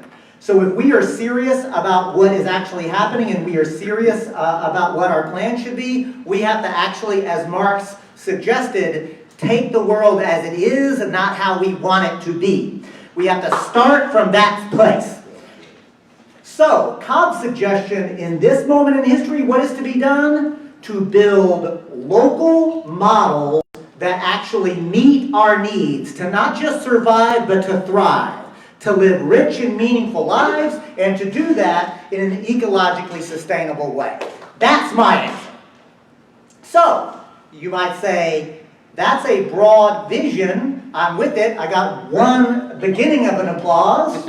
Only one. I'm a little disappointed, but that's all right. Let me continue. Because what I say is, if that's the case, then just as Gloria reminded us, goals, strategies, and tactics. If my goal is to build a replicable local model to actually meet needs, then what is my plan? What is our strategy? Our plan is to build a social movement that is sufficiently politically educated to fight for that plan and to engage electoral politics at an appropriate way at the municipal level. Right? So when yeah, you can applaud it. I get a couple more. So for us, and I want to really dig in here, y'all, I want to engage elections without becoming an electoral fetishist. I want to engage elections as a serious way to contest for municipal power, because I think that's where you live, work, play, and pray, that's where you actually have some real power. With a pushback to my comrade Kali Akuno, I do have some political power in Humboldt County. I don't have much in Humboldt, I have political power in Eureka, Arcata, my very local area. I have a little less power in Humboldt County. I have almost no power in the state of California. But in my community, I actually do have a little bit of power. And I've got a little bit of power because I have organized people who live, work, play, and pray with me around a certain ideology. So, here is my big challenge that I'm doing, and I challenge you to think about it too. Think about two things. There's Cooperation Humboldt as the movement arm. there is an electoral arm called the North Coast People's Alliance. I'm going to say something that's probably going to be fairly provocative in this crowd. Our electoral arm is not merely Greens. The North Coast People's Alliance brings together Greens, Reds, Progressive Democrats, and Independents together to say if we can find candidates who are willing to talk about the global climate crisis, who are willing to talk about racial and social and economic justice, if we can find candidates who, and here's the kicker, who will agree that they will not solicit nor will they ever accept corporate money, then we'll fuck with you regardless of what party label you have. I know that there are some in this room who think that's anathema. I'm willing to debate you on that because the approach that we're taking is working. We have elected people that are actually being responsive and responsible to us. They are literally coming to us. And what does it mean? And so that's the North Coast People's Alliance. I want to dig in and share with you what we're experiencing at Cooperation Humboldt. First, we are unequivocal about our mission to actually show that we can not just survive, but thrive, live rich and meaningful lives without exploiting anyone, without allowing anybody to exploit us, and that we can do it in an ecologically sustainable way. That is our mission. We then said, all right, if that's the mission, sounds like a good mission, right? I mean, nobody in this room is going to push back on that mission. We like it. We like it. We like it. All right, so then we pushed ourselves to say, well, what does that actually mean? We thought the first thing to do is to be clear and explicit about what we need. Well, we need food, housing, education, healthcare, art and culture, because we say without blinking an eye, art and culture is a need, not an add-on. And in fact, I'm going to tell you this. One of the ways you know you've actually got a movement is when it starts to manifest in poems and songs and sculpture and visual arts. Because if it's not manifesting in songs and poetry and visual arts, what you have are people talking to each other. A good necessary first step, but if it's not showing up in art and culture, it's not really a movement. And the other need, we got to pay for that shit. We got to actually pay for all of those things. So those became program areas. And we challenged ourselves, how do we talk about our program areas as human needs?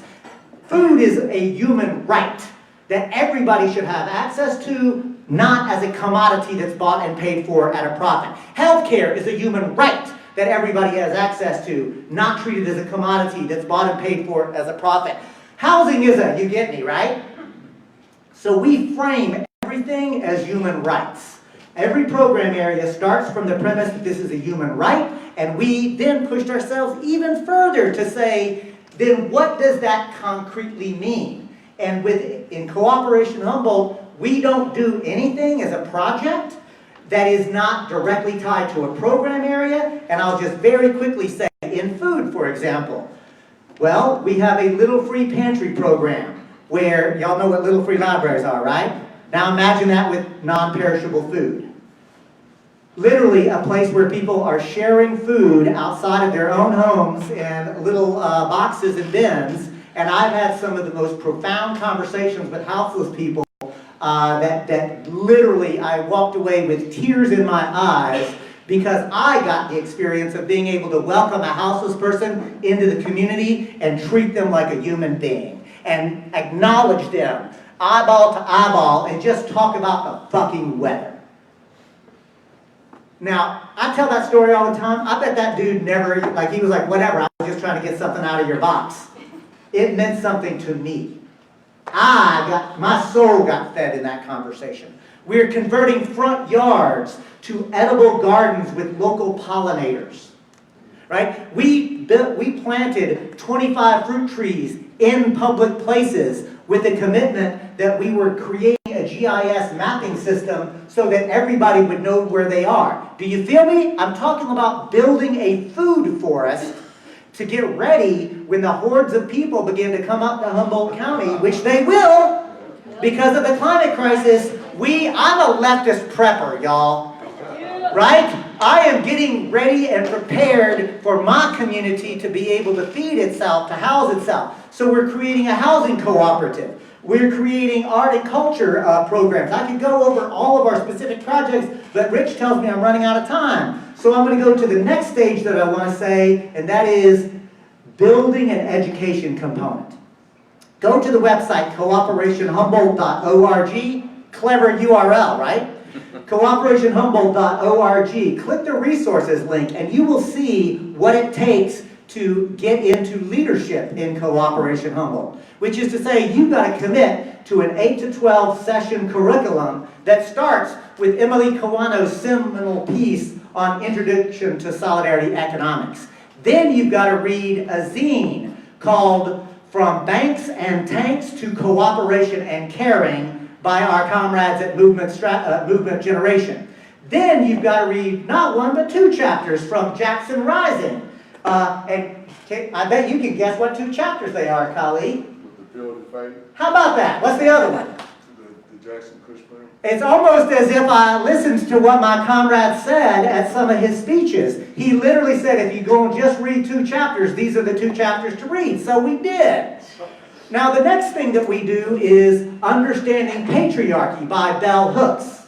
Then we do the PBS seminal series called Race, the Power of an Illusion. And then lastly, we do a section on the local history of the indigenous experience in Humboldt County. Now we do that not because I want to be a good movement pursuit trivia pursuit player. Like I do that because I want to win. And I don't think that we can win if we are not grounded in theory. And I want to be clear, theory, like alone, is just contemplation. But action without theory is just doing shit. If you really want to win, you need to have a theoretical grounding, and then you need to make and implement plans that you are then willing to ask, is it working? And that's the spirit of praxis. The last thing I want to say very quickly, because of that approach, I have the honor of serving on the California Alliance for Public Banking. We just got through, with pressuring Democrats, a bill on Newsom's desk right now to be the first state in the union to allow local regional banks. Somebody better applaud that. We are also working with organized labor and environmentalist and racial and social justice groups to create a community benefits agreement where we say any developer who steps into Humboldt County, organized labor and environmentalist and racial justice and economic justice groups have already said what the bare minimum is. And if you don't meet our bare minimum, we're going to stop your project. You are not going to pit labor against environmentalists, not on our watch. We're already doing it. You see the difference? From the bottom up, making demands, flipping the script. We're not merely reacting to projects. We're saying, don't even come into our community unless you're willing to actually deal with that. The last thing that I want to say is we are in partnership with the Movement Strategy Center, hold on, to see if we can find sufficient capital to build a student housing cooperative, to build an artist live work gallery space, and to do an eco-village. We're talking about dealing with capital, probably at 6 or 7% return, but if we can come up with projects that will return that, we have access to real money to do these campaigns. Last thing, we have been able to engage candidate forums and questionnaires where we bring these social justice groups into the same room, and candidates for office do not dare not to come, because we have all of the nonprofit industrial complex in one room making demands. The last thing I want to answer one of the other questions. What do we do about the nonprofit industrial complex? 2 things. 1, you start with this, fuck them. Number 2, we build our own. So at Cooperation Humboldt, I'll own it. We are a nonprofit. We are raising money to be able to pay organizers to be able to eat so we can actually implement this plan. So Gloria said a lot, I've said a lot. We're going to do something different, and Gloria and I have agreed. Here's what we're going to do. We're going to challenge you. You've got 15 minutes. Here's what Michael, I'm going to just stand up. Just stand up. So, I know I'll get yelled at afterwards if I don't. You know you would. Don't act like you wouldn't. Everything's fine. Here's what I'm going to say. This basic group there, clump together. You're going to get 15 minutes. I want everybody is going to talk about what you just heard from me and Gloria. 15 minutes. Then we're going to reconvene, and if any one of these groups has a particularly provocative question or a particularly interesting comment that you want to make, each group is going to be able to make it back. You see what we're doing here? Gloria and I think that we need everybody to give more of a chance to talk to each other, number one, and we're challenging you to collectively engage in a small group conversation because each group gets one comment or question when we come back. I hope that everything is clear about what I've just said here. So here's what we're doing. This group right here, more or less, which is the Schwartzman and Rich, like y'all are in a group. The next stage, there you go, the fellow who just turned around, you're in a group. At the very back, you're in a group, right? So here is my next group, and then we've got, like y'all two split into two, y'all are in a group, and we were gonna come back in 15 minutes. Ready? Organize!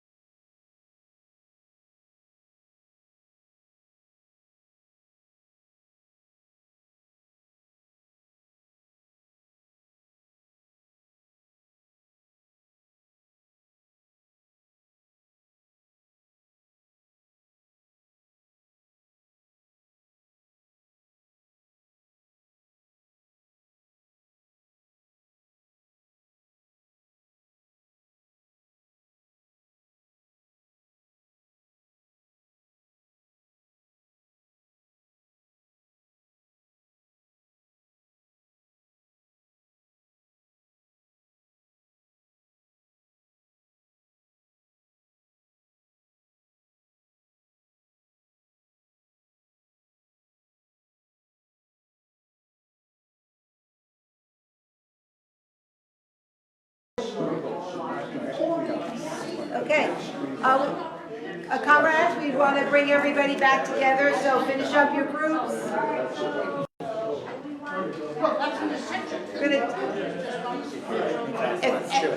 If you're with me, clap once. If you're with me, clap twice. If you're with me, clap 3 times. That means everybody's finished talking in their groups, and now we're going to have an opportunity. If your group came up with something that's compelling, provocative, or you want to know, then you can direct that to David and I. But I'm still getting a little sense of people are not ready. So let's be ready. I'm just going to point to your group. So if the groups are still talking while the called upon group is sharing, you're going to miss what happened. So I'm going to ask the group, this first group that took up the front part, do you have a question or a comment or something that came out of what David or I said? Yeah, quick comment. One of the things that came up internally was, well, are there other examples other than Cooperation Humboldt? And there are lots. There's a whole solidarity-economy.us website you can go to. There's hundreds of these things. They're under the radar. A lot of people don't know about them, but there is a lot going on under the surface of this society right now. It was in some of the slides I couldn't show you earlier, but I'll try to put them up there later. He's found a way. But the questions, we had 3, so I'll just put them out there and you can hopefully try to get through them. One was regarding David's opening remarks, how do you go about determining where people are at in the first place, right? In order to develop your plan. Secondly, how do projects like Cooperation Humboldt help us deal with things at the macro level, like the continued extraction of fossil fuels in the fossil fuel economy? And then third, kind of related to that, is what do you see as being the role of green capital in bringing about that kind of transformation? So Gloria and I just agreed. I'm going to handle the first 2, and Gloria's going to do the third with an acknowledgement that Group 1 totally cheated. So I want to be clear, how do we determine where people are? By talking to them in ordinary language. It's not rocket science, right? Like literally. And I actually own, like everybody who knows me in Humboldt knows I self-define as a revolutionary. I do that for 2 reasons. One, it's true. And number 2, because I'm trying to restructure society. The second reason I do it is to normalize the conversation. Like the idea of restructuring society needs to be part of the discourse. How do we at Cooperation Humboldt think about dealing with the macro level? Because if we don't organize our forces at the local level, everything else is merely theoretical musing. So we envision ourselves confederating and then building up. Many of you know that I spend a lot of time trying to do national level things. I probably spend 80 to 90% of my social change work where I live, work, play, and pray, and about 5 to 10% at the national level. I mean, I'm on the U.S. Solidarity Economy Network Board of Directors. I'm on the Board of Directors for Transition U.S. All I'm saying is I still spend about 10% of my time, but most of my time is spent locally. In reference to the green capital, now that's, David referenced that specifically in terms of using some money from public banking. And so I don't have a real example of that, but I think just commenting, and this is a big discussion that we might want to bookmark for another time, right? But it is, I don't see anything problematic in this current time for grassroots organizations, for organizations like Cooperation Humboldt, to be able to access funding to put the kinds of things in place in communities that are making a difference, that are examples and that are models. Now, we have to trust that when these groups come together, whatever caveats the money lenders or the money givers have are not going to be against their principles. But we're talking about organizations that come together and create principles of operating.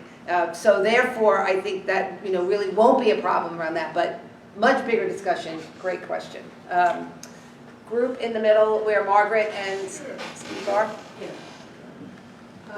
We had if I may have a couple comments. One, the question came up, you both mentioned instances where You worked with the Democratic Party on the public banking and on the ranked choice voting. And there's always this siren song, this pull for people on the left to come back, to come back, to come back. So that was our question about maintaining our integrity while also doing those things. And then another issue came up about, you said the system's at the point of failure and whether that can be a galvanizing force. Okay. Thank you. So I'll address just, I think we have two different instances in terms of when we went to Democrats, not necessarily the Democratic Party. In terms of the ranked choice voting, actually we did not work with Democrats. It was the city council, of course, that's mostly Democrat, that put this forward, and we decided to engage in what the public is allowed to do, right, in the constraints of New York City politics. We worked with Fair Vote, and in fact, we were the only organization besides Fair Vote that basically called out the Democrats who tried to keep a hold on really democratizing ranked choice voting. So we were in opposition not only to most of the Democrats, although there were some that championed what we were, the city council people, we were also in very public opposition to the good government group in New York City that holds a lot of weight, actually throughout New York State sometimes, who also was advocating for a very restrictive ranked choice voting. So I'm going to address the second question very quickly, and that is, so in the Chinese language where they use symbols for words, right? The symbol for crisis looks like a certain thing, right? You know what that symbol also means? Opportunity. I want to bring Shimako Noble into this crowd. Many of you know Shimako. I want to bring him into the conversation. He once told me, he said, man, if we were capitalists, we would say we've got more opportunities than we can possibly take advantage of. If you consider yourself a revolutionary and you can't find an opportunity in this historic moment, come to me, I will give you an assignment. Now there's an issue in our group. I thought it was understood what we were going to ask, so. Well, We have have got, the consensus. Yeah, and we have 3 more groups, so I think. We can come back to you if there's time, but sorry. So we're going to go to the group in the back. We'll try and keep our answers brief. You can keep your questions brief. Maybe we'll get back to the other group. Oh, okay, here. There were some concerns that were raised in our group, or some questions about the viability of a solidarity economy in the context of like more fundamental social transformation. Questions about, the extent to which you can have, islands of socialism in a broader capitalist scene. That was one thread of conversation that came up. There were also some discussions about how, institutions like the ones that David discussed could actually be a basis for a just transition, right? So we're kind of going back and forth a little bit around that in our discussion.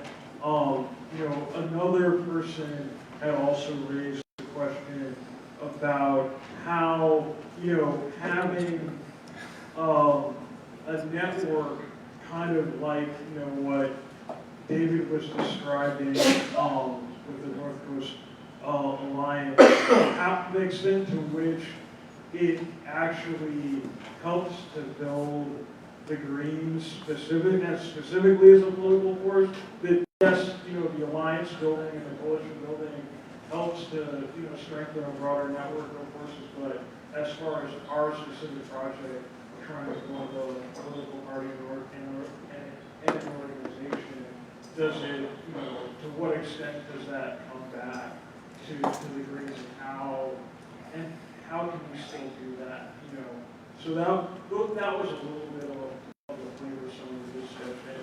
There were a couple other questions that came up, but those were a few of the threads. So watch what we're going to model, and that is, I'm going to hand off to Kali Kuno, my comrade, to address that. So just a couple things real quick, that I think we need to start from the vantage point that the solidarity economy is something organic, it already exists. Right? Like in every community, folks are engaged in deep forms of solidarity and mutual aid, particularly, working class folks, and folks without jobs. You're not going to survive in this country without deep levels of solidarity and exchange. So that's something that already exists. The question is, can it be organized outside of kind of familiar or formal networks to be something more broader and extensive? That's the challenge I think we have on that end, to organize it. Two, I think we need to there's this notion that constantly gets posed by some of our traditional forces on the left of looking at it as creating these bastions of, kind of socialism. I think that's the wrong way to approach it. I think the more correct way to approach it is similar. I'll bring up something most folks in this room might be familiar with. Not that I fully agree with it, but the survival pending revolution programs that the Panthers articulated, or serve the people programs.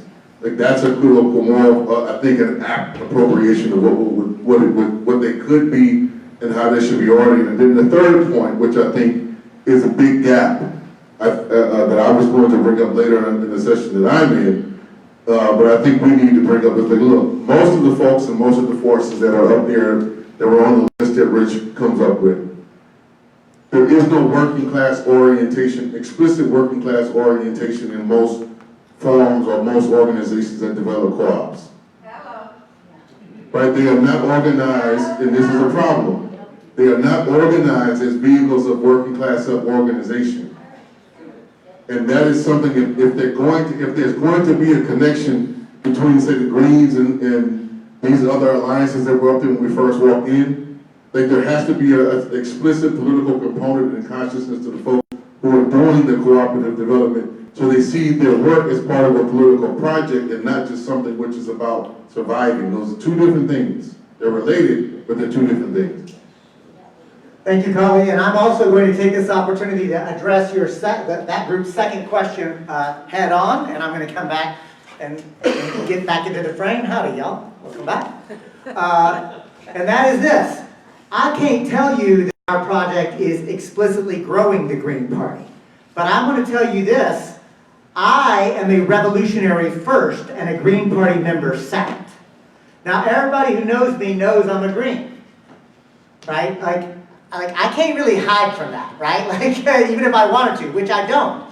But for me, the label Green Party, I'll change the hat. If there was another red-green political formation that emerges, I'll change party label like that.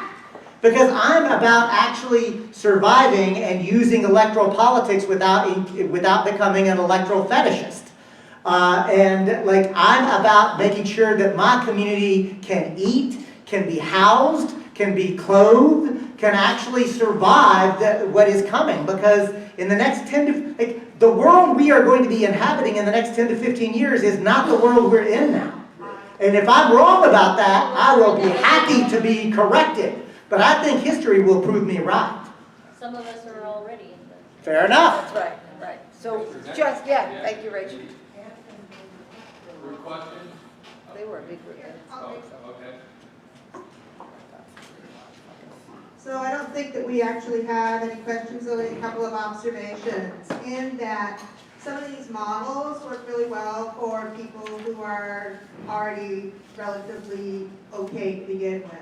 So a lot of this needs to also make sure that people who have been left out of community, within their own community, have a larger voice in whatever happens to get set up, if something isn't already set up, and then if something is already set up, that may very well need to be dismantled and recreated or infiltrated.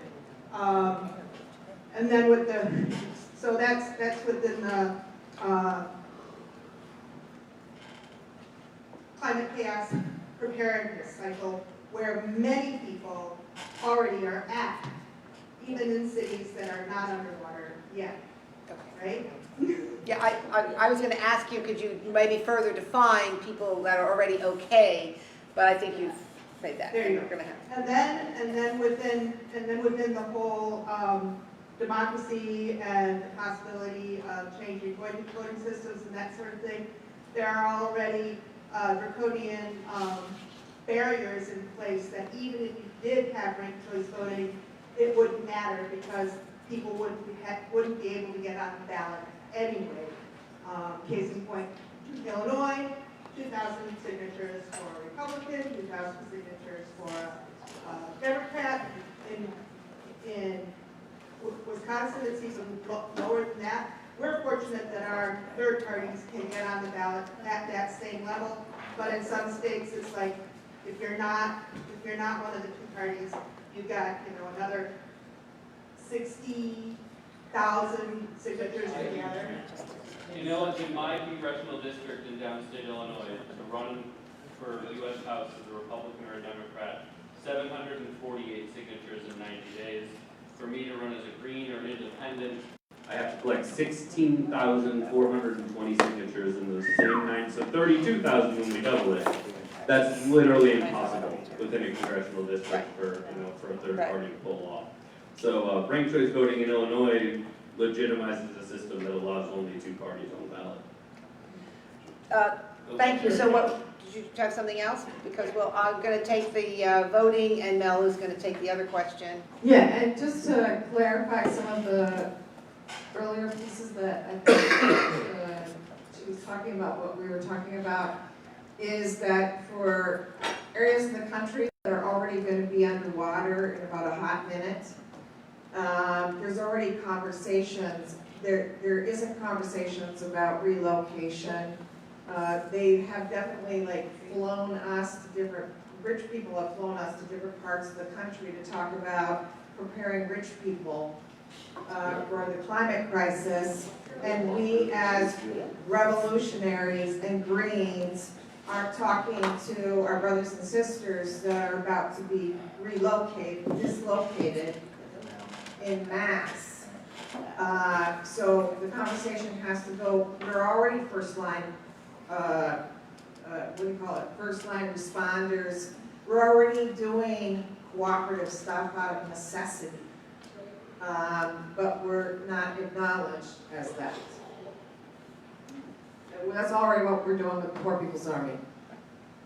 And thank you, Sherry, for pointing out an example of actually something that's being done, and that's really helpful to hear. So just in terms of, obviously I think as Greens, we know the many challenges both in electoral law around the country, and then the two corporate parties knowingly suppressing independent candidates, Green parties, smaller parties. So I would hope most Greens know that ranked choice voting is actually not going to be a big advantage to Green Party candidates necessarily, but it is something, at least in New York City, that we capitalize on because it was something that was happening and it gave us a space to talk about one aspect of moving towards more democratic elections. There are many others that can be there. Obviously, we see that. And so I guess I'll say now, I was going to say at the end, but I think some of the things people are bringing up here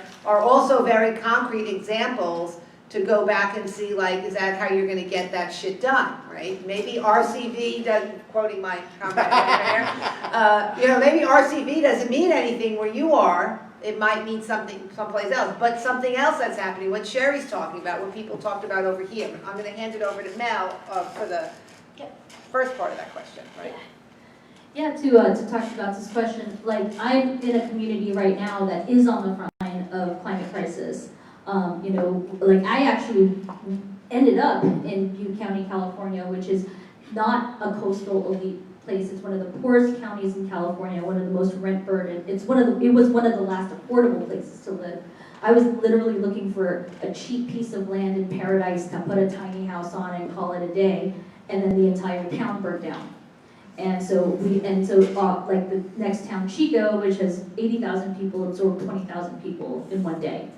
And we're still dealing with that, and we're dealing now with a second wave of displacement because of disaster capitalism. So we are in that crisis right now. And just to echo what Sherry and Kali said, the out of necessity, these cooperative networks are happening because people need to be housed, and fed and taken care of, in the face of basic, also eco-fascists coming and burning people and doing all kinds of crazy shit.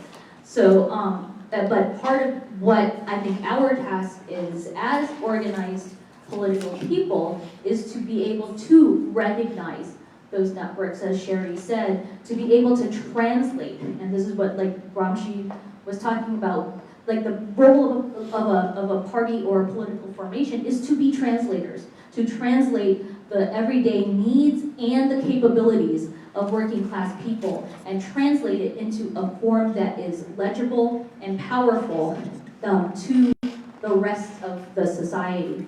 And that's one of the things that we're trying to do. So like now, like I'm housing insecure, I've got to go back and figure out what I'm going to do, but like then I realized that like, oh my God, like in order for me to have a roof over my head, I have to organize so that everybody else gets a roof over their head.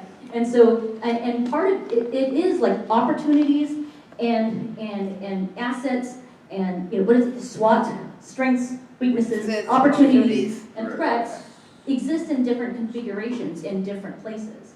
And part of it is like not necessarily to take, let's take a model that's from somewhere and put it somewhere else, but to use the analysis in our own context to look at what opportunities are in front of us and run with them as they come up. Because like again, I went there not knowing that a fire was going to come and devastate our region and present these opportunities, but they did. We were able to recognize it and run with it. So Mel, and I also want to take, now we've got another group before we go back to a second one, but I also want to take up this petitioning question.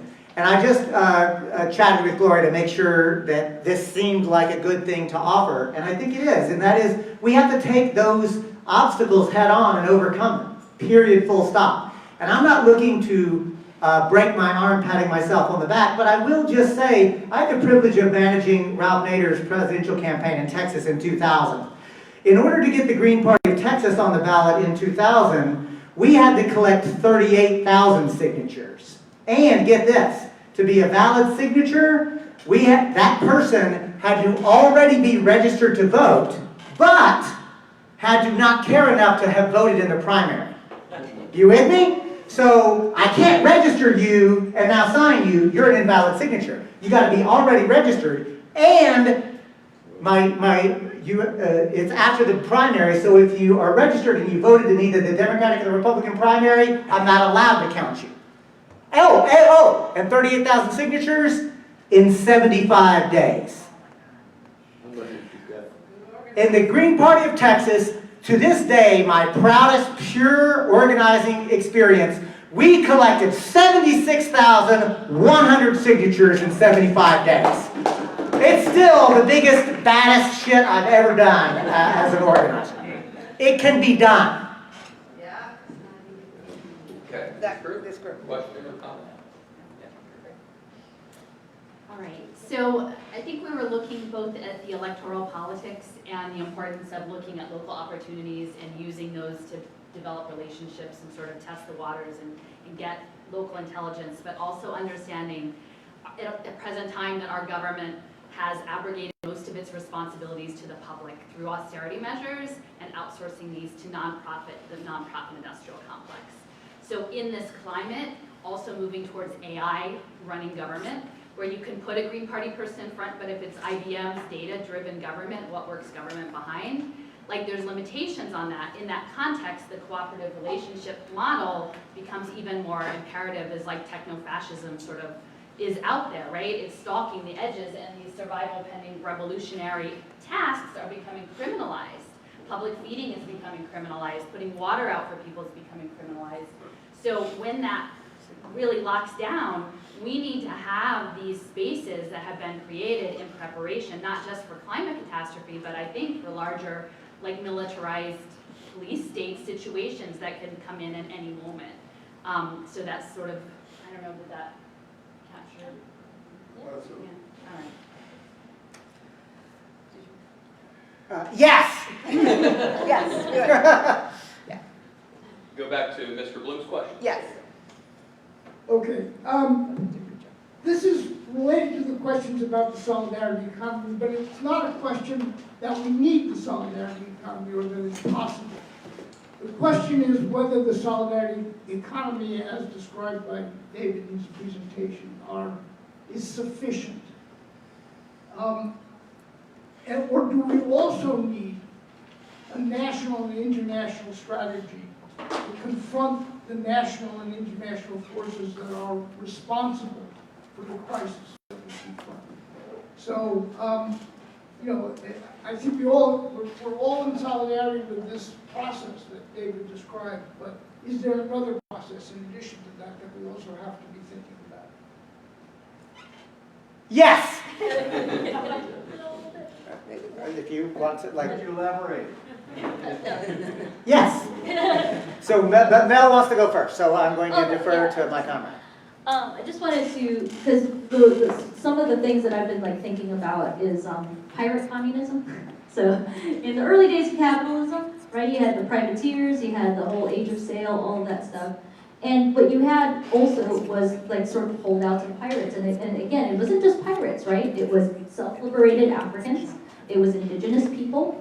It was, you know, Europeans who just wanted to, who got tired of working for the man and were like, hey, wait, I can actually make more money this way, right? It was necessarily democratic for physical reasons as well in terms of like being on a sailboat. But, you know, they were kind of cooperative societies that existed and had, when we talk about economy, it's not just about like a capitalist economy, it's about networks of exchange. And so, you know, there were sort of islands of liberation, sometimes physical islands like the Bahamas, and sometimes inland, like in swamps and stuff, right? But they were networked together, and in ways that weren't just about like confederation, like in a legislative sense, but in a really material sense. Like if you needed, you know, some kind of good from somewhere else, you know, it was about survival, and it led to, in many cases, like the Maroon Wars in Jamaica, like, you know, even the early years of the Civil War, some actual political power, or, you know, at least some powers of resistance. And, you know, one of these things, I mean, again, I've been involved in many, like, sort of attempts to, like, network and make some sort of broader structures. And sometimes I think it's a dance between like over-formalization and sort of informalization. But I think part of, again, getting back to solidarity economies is not necessarily thinking about forms, but about functions, network functions, how we depend on each other and work with each other. And I think that, you know, as the situation gets harder and harder, the opportunities and the structures for political power, you know, can grow out of that, out of our conscious thinking about it and our actually living it and deriving our needs from it. So we're getting right at the end of the session, so I really want to thank everyone for this. I hope you like this little experiment of getting opportunity to talk. What I was really hearing a little bit were maybe some goals, as we talked about, like what's a goal that maybe is a takeaway for people here, as we were talking about, and your strategy and your tactics. We really kind of want to drill on that because we feel that that's a good way to keep your Green Party locals or your coalitions or whatever you're building. When you're looking at something like Corporation Humboldt or something similar, to kind of keep you focused about that. And so I'm going to hand it over to David and want to thank everybody for the participation because we want to continue to have more voices here and beyond, and also kind of a deeper discussion about, you know, the direction, about where we're going and what our priorities are. Thank you, Gloria. So I do think it's important to really anchor and remind us, like we came together, those of us who convened this space, we're all Greens. And so this was a strategy conversation by Greens, for Greens. But we wanted to also like open ourselves up to folks who are fellow travelers, folks who are looking into the Green Party who better like already down with eco-socialism. The other thing that we were pretty clear on, if you're a Green and you think eco-socialism is the wrong direction for the Green Party, don't come, right? I'll debate you in other places, But this really was a strategy session on what we can do to advance eco-socialism in the Green Party. So I hope that this has been the beginning of that process. And again, as Rich said at the very beginning framing session, I don't think it would have been wise for us to come in to say, this is actually where we want to be at the end of this. But as we move forward, I do want to say, I hope that each of you are thinking about what will we be doing in our local parties and our state parties to advance these concepts, principles, strategic considerations. And I am going to conclude with, to bring Jerome Scott into this room, who is a comrade and a teacher and a personal friend. And in conversations with him once, Jerome helped me to think of it this way. Wait a minute. If I am only really engaging in electoral politics as a Green, I'm literally saying I'm going to try to contort myself in a two-party system to imagine and inspire people to vote for a third party that already seems crazy. Oh, and by the way, what I'm actually doing is trying to earn the privilege of managing the inherent contradictions of late-stage capitalism. Fuck that! Like, no, I'm not actually signing up for that. I'm signing up for the project of how do we restructure society so that we can live a peaceful, just, ecologically sustainable, and democratic society. And that's why I'm a Green. Peace. 5-minute break, y'all.